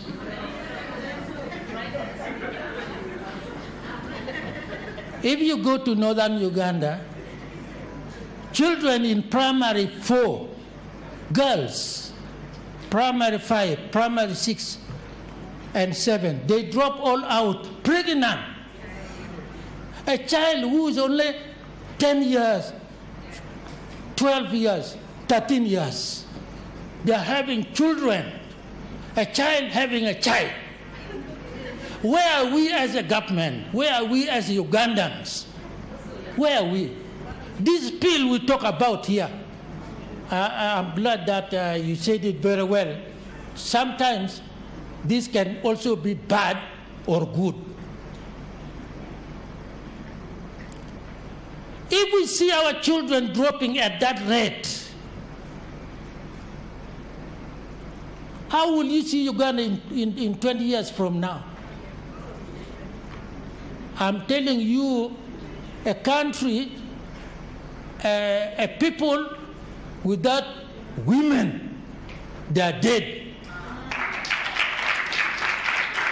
It is only our mothers. You know, the women, doctor has said it very well. They are the first medical worker, teacher, peacemaker. They are everything. Right from the time when the child comes out, a mother is the one concerned for the child. But if we take our women as wives, you know, this is a relationship between a wife and husbands. This is where the problem is. Because people think that this woman has come from somewhere else. But if we take our mothers, where we come from them, our mothers, and every child born in the category of women, they are all our mothers, then we shall look at this country as our country. We look at our people as our own people. But at the moment, whether I go to parliament or I work in the ministries or in departments or teachers or even the Makere is no longer doing anything. You should take research very seriously and then advise our government accordingly. Okay, Bishop. Thank you. Thank you very much. Let me have Madam Sarah. Thank you so much, Bishop. Madam Sarah is our board member as well, just so you know. Thank you. My name is Sarah Kasande. I work for the International Center for Transitional Justice, and I'm a board member of Chapter 4. Thank you to the panelists for that illuminating presentation, particularly BK, your keynote address. I have a few questions to you, BK. You raise a very important issue that litigation should not replace ordinary democratic processes. Ideally, Parliament and the executive should put in place laws and policies that protect the rights of all individuals. Unfortunately, our reality is different. What happens when you have a democratic process that blatantly discriminates against the minority? What happens when you have a democratic process that seeks to entrench structures of inequality? Now, that is where the public interest litigation and the courts have an important role to play. They offer reliefs that are essential to guarantee the rights of all individuals. They offer reliefs that are essential to catalyzing social change. So in all, I don't think public interest litigation on its own can contribute to social transformation, but it is a fundamental tool complemented by other processes that engage communities to bring about the necessary change. Thank you. All right, thank you. I'll just take two more because we have to come back to the panel. I'll take Madam Atim Patricia because she's my mother, and Madam Lynn Najemba. Thank you, son. And I'm Opio's mother because I'm a main root in Acholi. I'm a mother of twins in Acholi, and by that, I am a mother of all twins. Unfortunately, I can't marry any. Somebody must bring a public interest litigation case on that note. But thank you, panelists, for all your submissions, and very brilliant. You took so many of my points, so I'll just make two. One, the whole issue around public interest litigation and the discussion or the issue that this is a very elitist discussion. I would like to tell our colleague here that no, this is a discussion that should really embrace every member of our society. We are talking about public interest litigation just as one of the tools of enforcing social change. That is a legal concept, but we can break it down as it has been broken down. However, there are other strategies that people use to enforce social change, and we've seen them.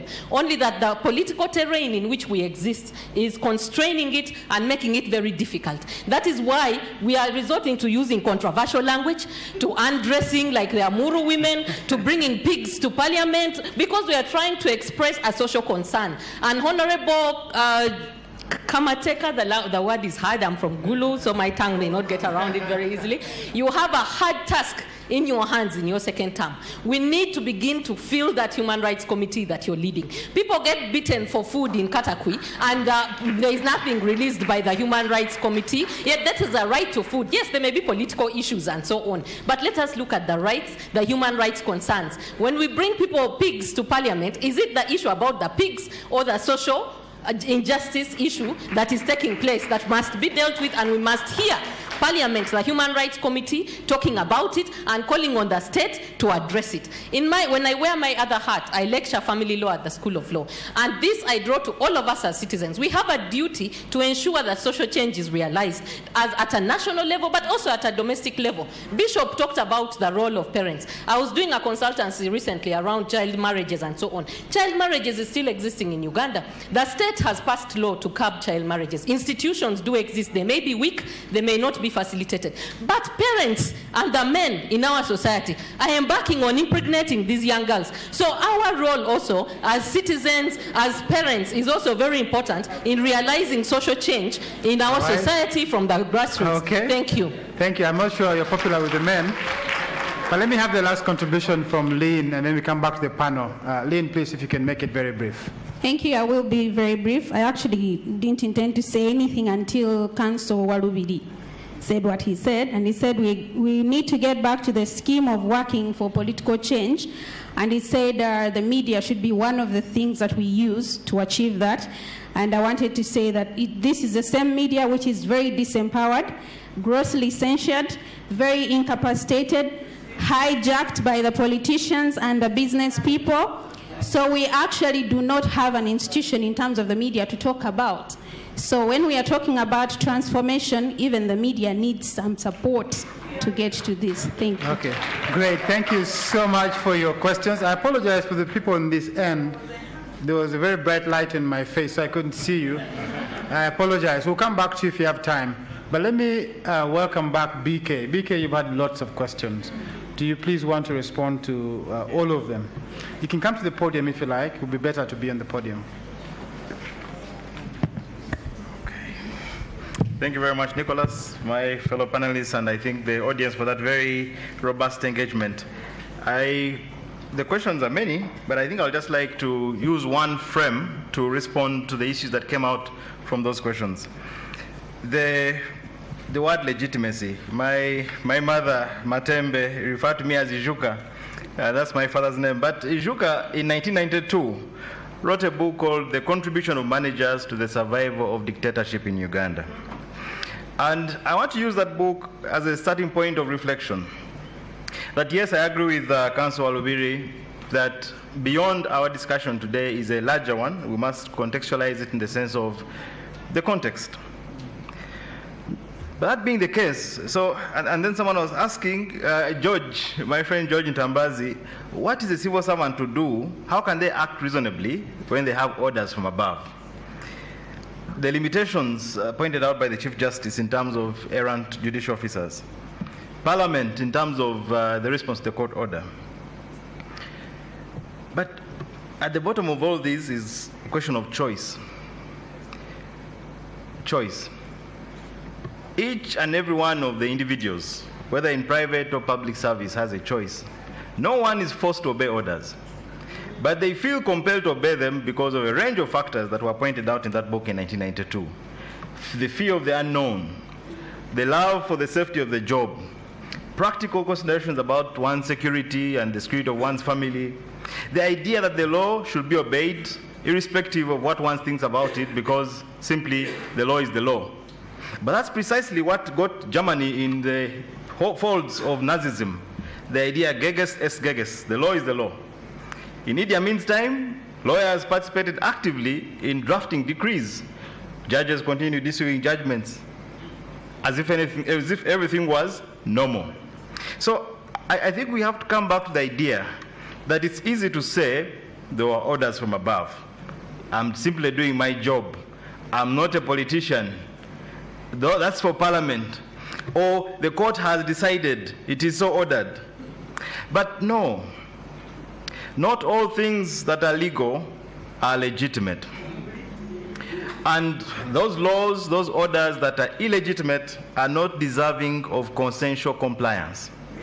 Of course, you can be beaten, you can be taken to jail, but an illegitimate order is not deserving of consensual compliance. So really, yes, true, PIL ultimately is a political act. It is a form, is an expression of transformation that looks towards a society beyond what we are seeing today. It's a question of vision. And my suggestion this afternoon, my call, is that that same vision that can look beyond the circumstances of today, right? That looks beyond what appears immutable, entrenched.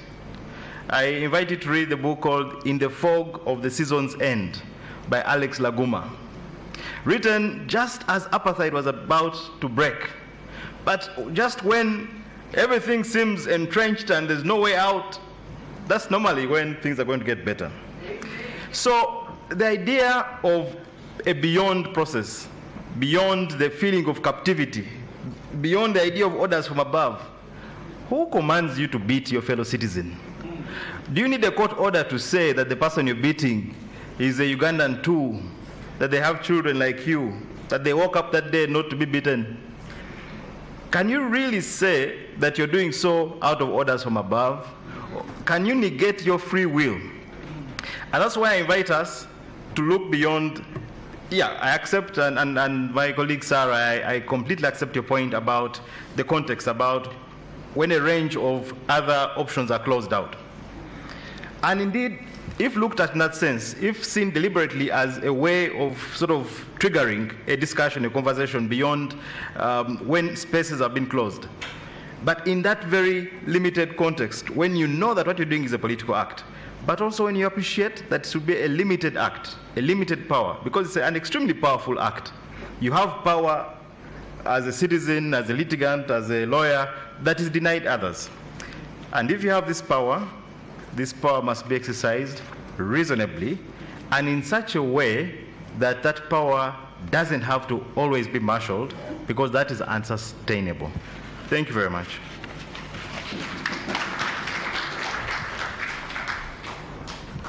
All right, thank you so much, BK. Now, to the rest of the panelists, because of time constraints, I'm going to ask you to speak from your seats. There are microphones that I think there's a microphone near Honorable Jova Kamateka. Please turn on the microphone, and you have a lot of questions. If you can go through them quite quickly so we can wrap up quickly.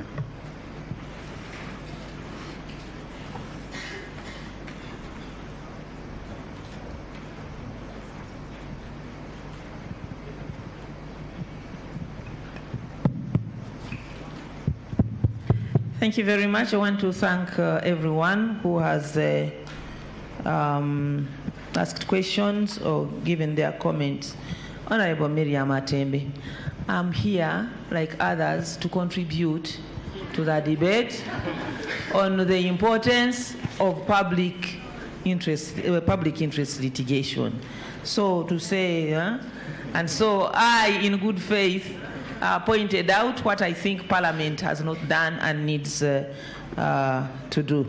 And I am sure we will do it. We are not blaming anyone, but we are saying it would help us also as Parliament, as government, if you raise these issues, and also if you help in raising awareness of our people to demand of government.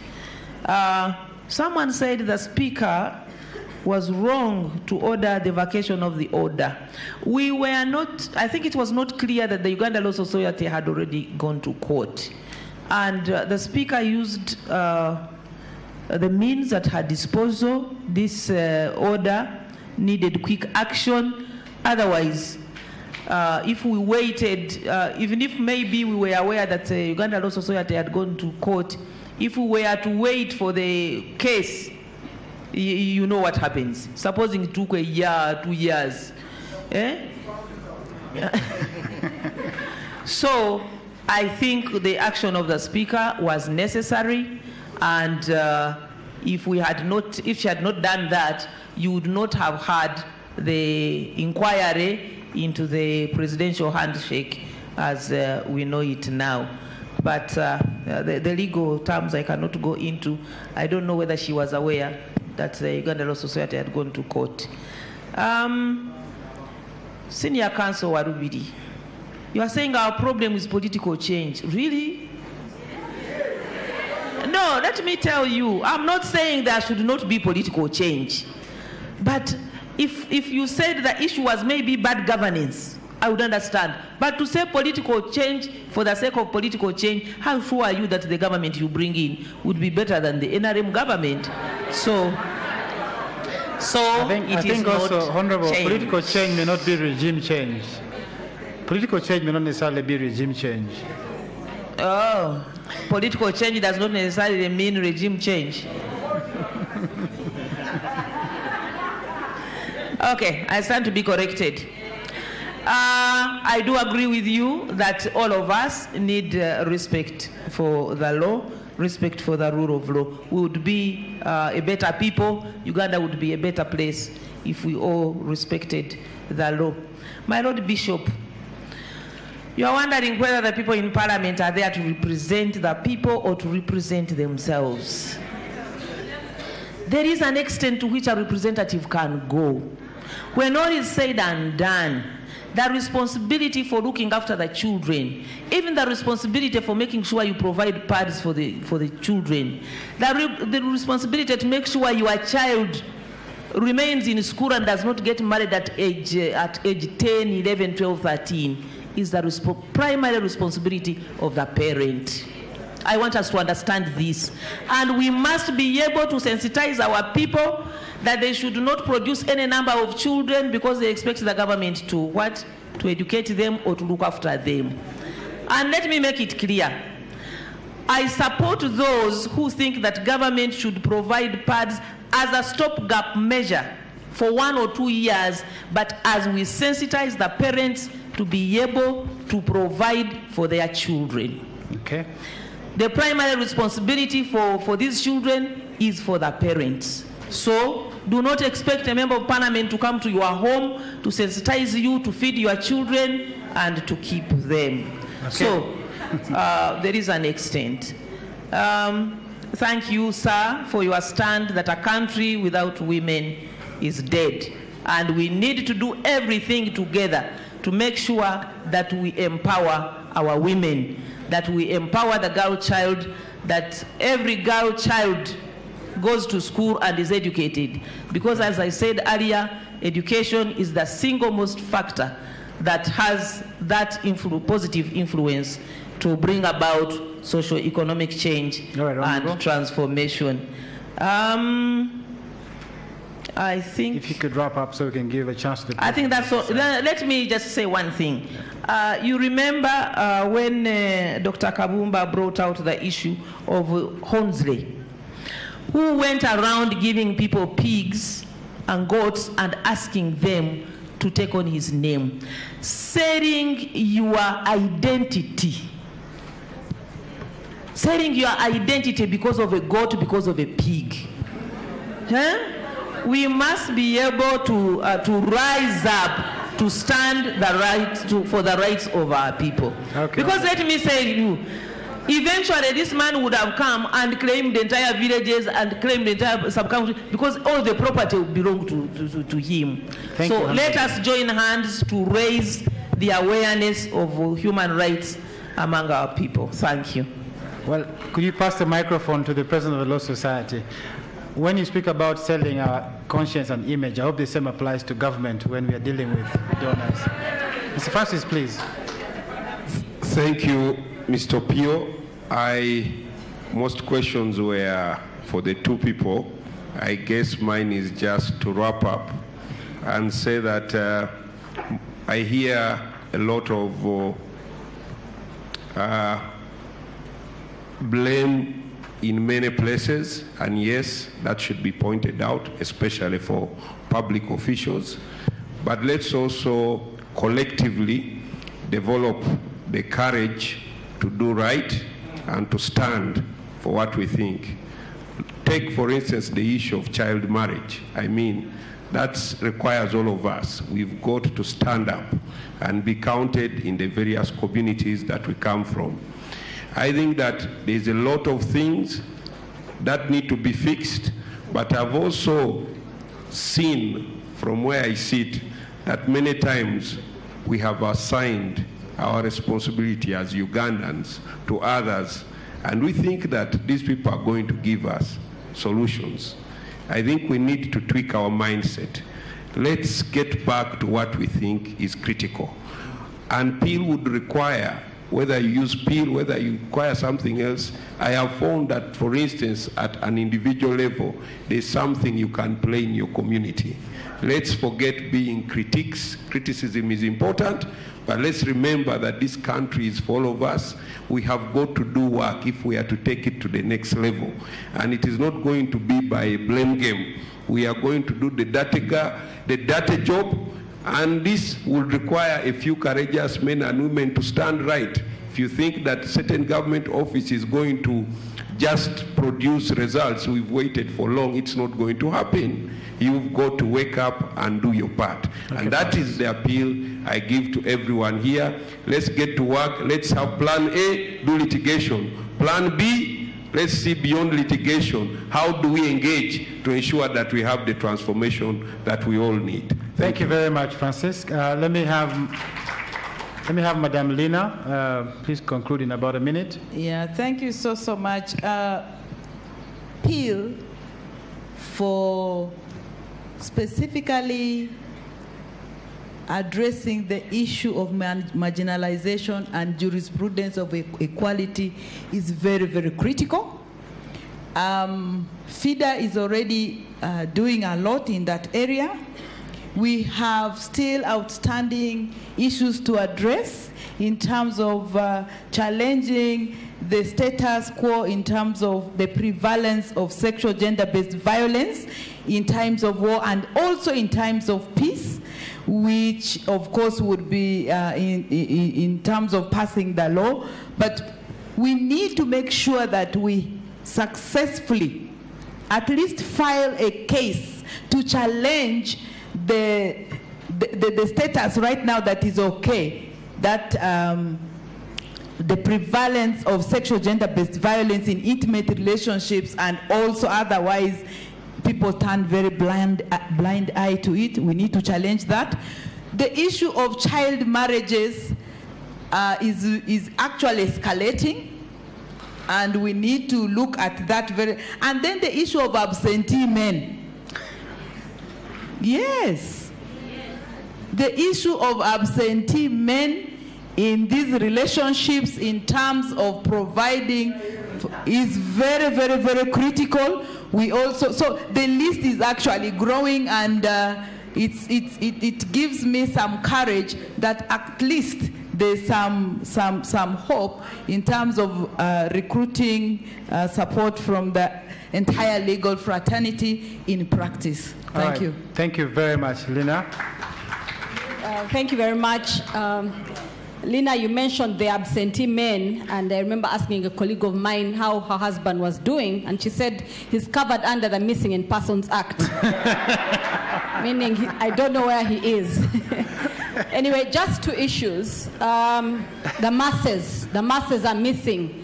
First, I don't like the word the masses, because we are all in the masses. But also, the masses cannot all be here. And you're all here for a reason. We are all here for a reason, because we are going to go out again and reach out to them in the different languages they understand. They may not be able to understand public interest litigation, but they'll understand it when you break it down for them. And that is why you're here. Then just very quickly on the issue of this right to education and the sanitary pads issue. I'm sorry I'm going back to it. But the government of Uganda has agreed to follow human rights obligations at 3 levels: to respect, to promote, and to fulfill. Why hasn't the issue of sanitary towels come up before in the public? Because parents have been able to provide these to their children. Why aren't they able to provide it any longer? Is there isn't the government able to facilitate an environment for people to provide these pads? I think we need to go beyond just this as a parent obligation, the underlying issues about why is it coming up? We need to be able to interrogate that. Thank you very much. All right, thank you very much. And thank you to our partners, NTV, for a wonderful broadcast. We just have one thing to go, and I beg your indulgence. As part of this convention, we hope to institute an annual award for a civil rights lawyer who has done exceptional work in defending human rights, and in particular civil rights. So for this year's award, the organizers of this conference have given the award to a lawyer who you have no doubt about his commitment about this kind of work, Mr. Ladislas Wakafuzi.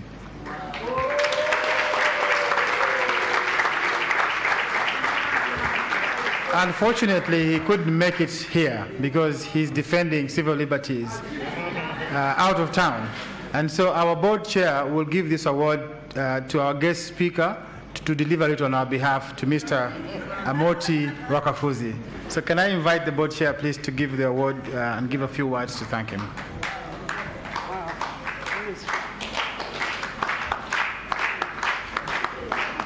I'll run away with it after. Yes, it's my pleasure. Let me just read to you what the wording says. It says, Civil Rights Award presented to Mr. Ladislas Kiza Amoti Wakafuzi for your unrivaled commitment in defending the most vulnerable, underserved, and unprivileged in our society. Chapter 4, Uganda. Okay.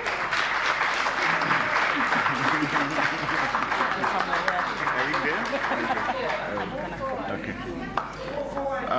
On behalf of Council Ladislaw Rakafuzi. I'd like to thank Chapter 4, Nicholas Opio, the ED, and Madame Zahara, the board chair, for this very important award.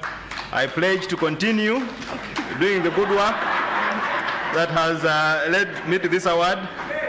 As Businje Kabumba now, I hope I can deliver it safely. If it doesn't reach Councillor Rakafuzi, I hope he understands. Thank you very much. All right, thank you very, very much. We are about to come to the end of our function today, but let me take this chance to thank the tireless staff of Chapter 4, Center for Public Interest Law, NetPeel, the wonderful young people at Parliament Watch, Diaconia, the Swedish Embassy, NTV, and FIDA Uganda for putting all this together. Our dedicated staff at Chapter 4, our Deputy Director, Madame Godiva Okulo, she's somewhere in the crowd, our Program Officer, Madame Twasima Bijirwa Patricia, all our colleagues at Chapter 4, Peter, Anthony, Sarah, and all the interns at Chapter 4, we thank you very much. We also want to thank all of you for coming and making time for this wonderful discussion. You have been a wonderful audience. In terms of the way forward, we're going to reduce the proceedings of this convention into a booklet that we hope to circulate to all of you for onward reading. But more importantly, we also do hope to develop a public interest litigation guideline to allow lawyers to understand the process of public interest litigation, but to also allow judges and court officials to understand the processes and the importance of public interest litigation. I hope that all of you have had a copy of the book published for us by Joe Loka Onyango. If you haven't, please pick a copy on your way out. I would then at this juncture invite Bishop to just say a word of prayer to close the convention. Bishop, if you may, please come to the podium.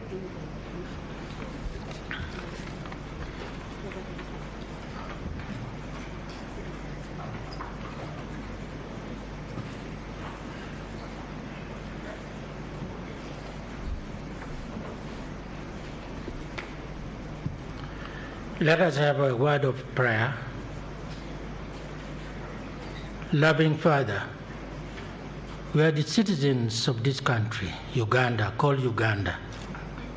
Help us to see ourselves, to reflect upon ourselves, how we are moving as a country, how we are moving as a people. Open our eyes. Guide us, Lord. We continue to pray for our children in position of leadership in this country, the executive, the judiciary, the legislative. We continue to pray for our children in schools, teachers in primary schools, in secondary schools, colleges, and universities. We continue to pray for this country, Lord, that you touch our hearts so that we may look at ourselves as a people, as a country, so that we can move together, especially on issues of concern for this country.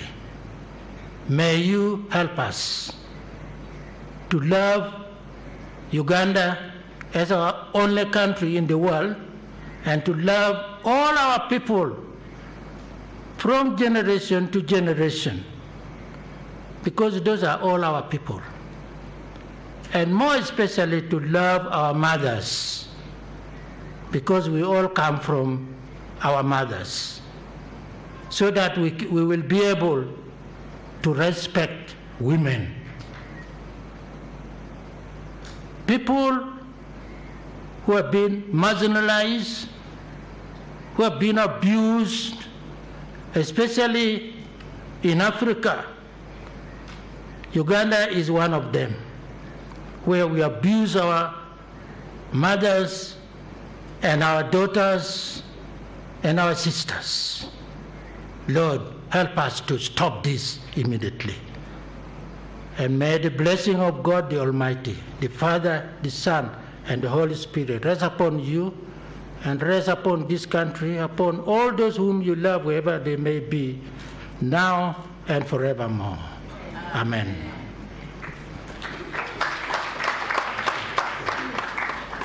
All right, thank you so much. Until next year for a similar convention, we'll see you and have a wonderful evening.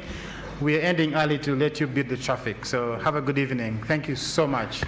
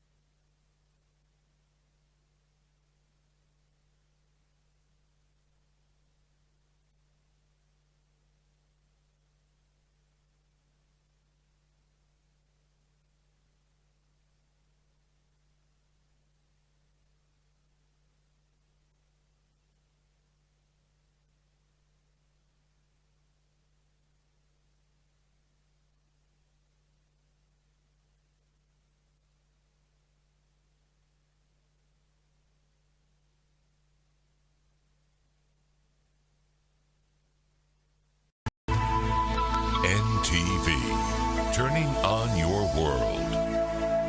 The Timeline is brought to you by MTN, everywhere you go. And DSTV, feel every moment. Only 10 years ago, the social media manager role was not a job, let alone a career. Young boys and girls weren't going up on speech day and saying, oh, when I grow up, I want to be a social media manager. I don't think parents would have heard it at that point. Facebook was barely a year old and was just, a networking site for students at university.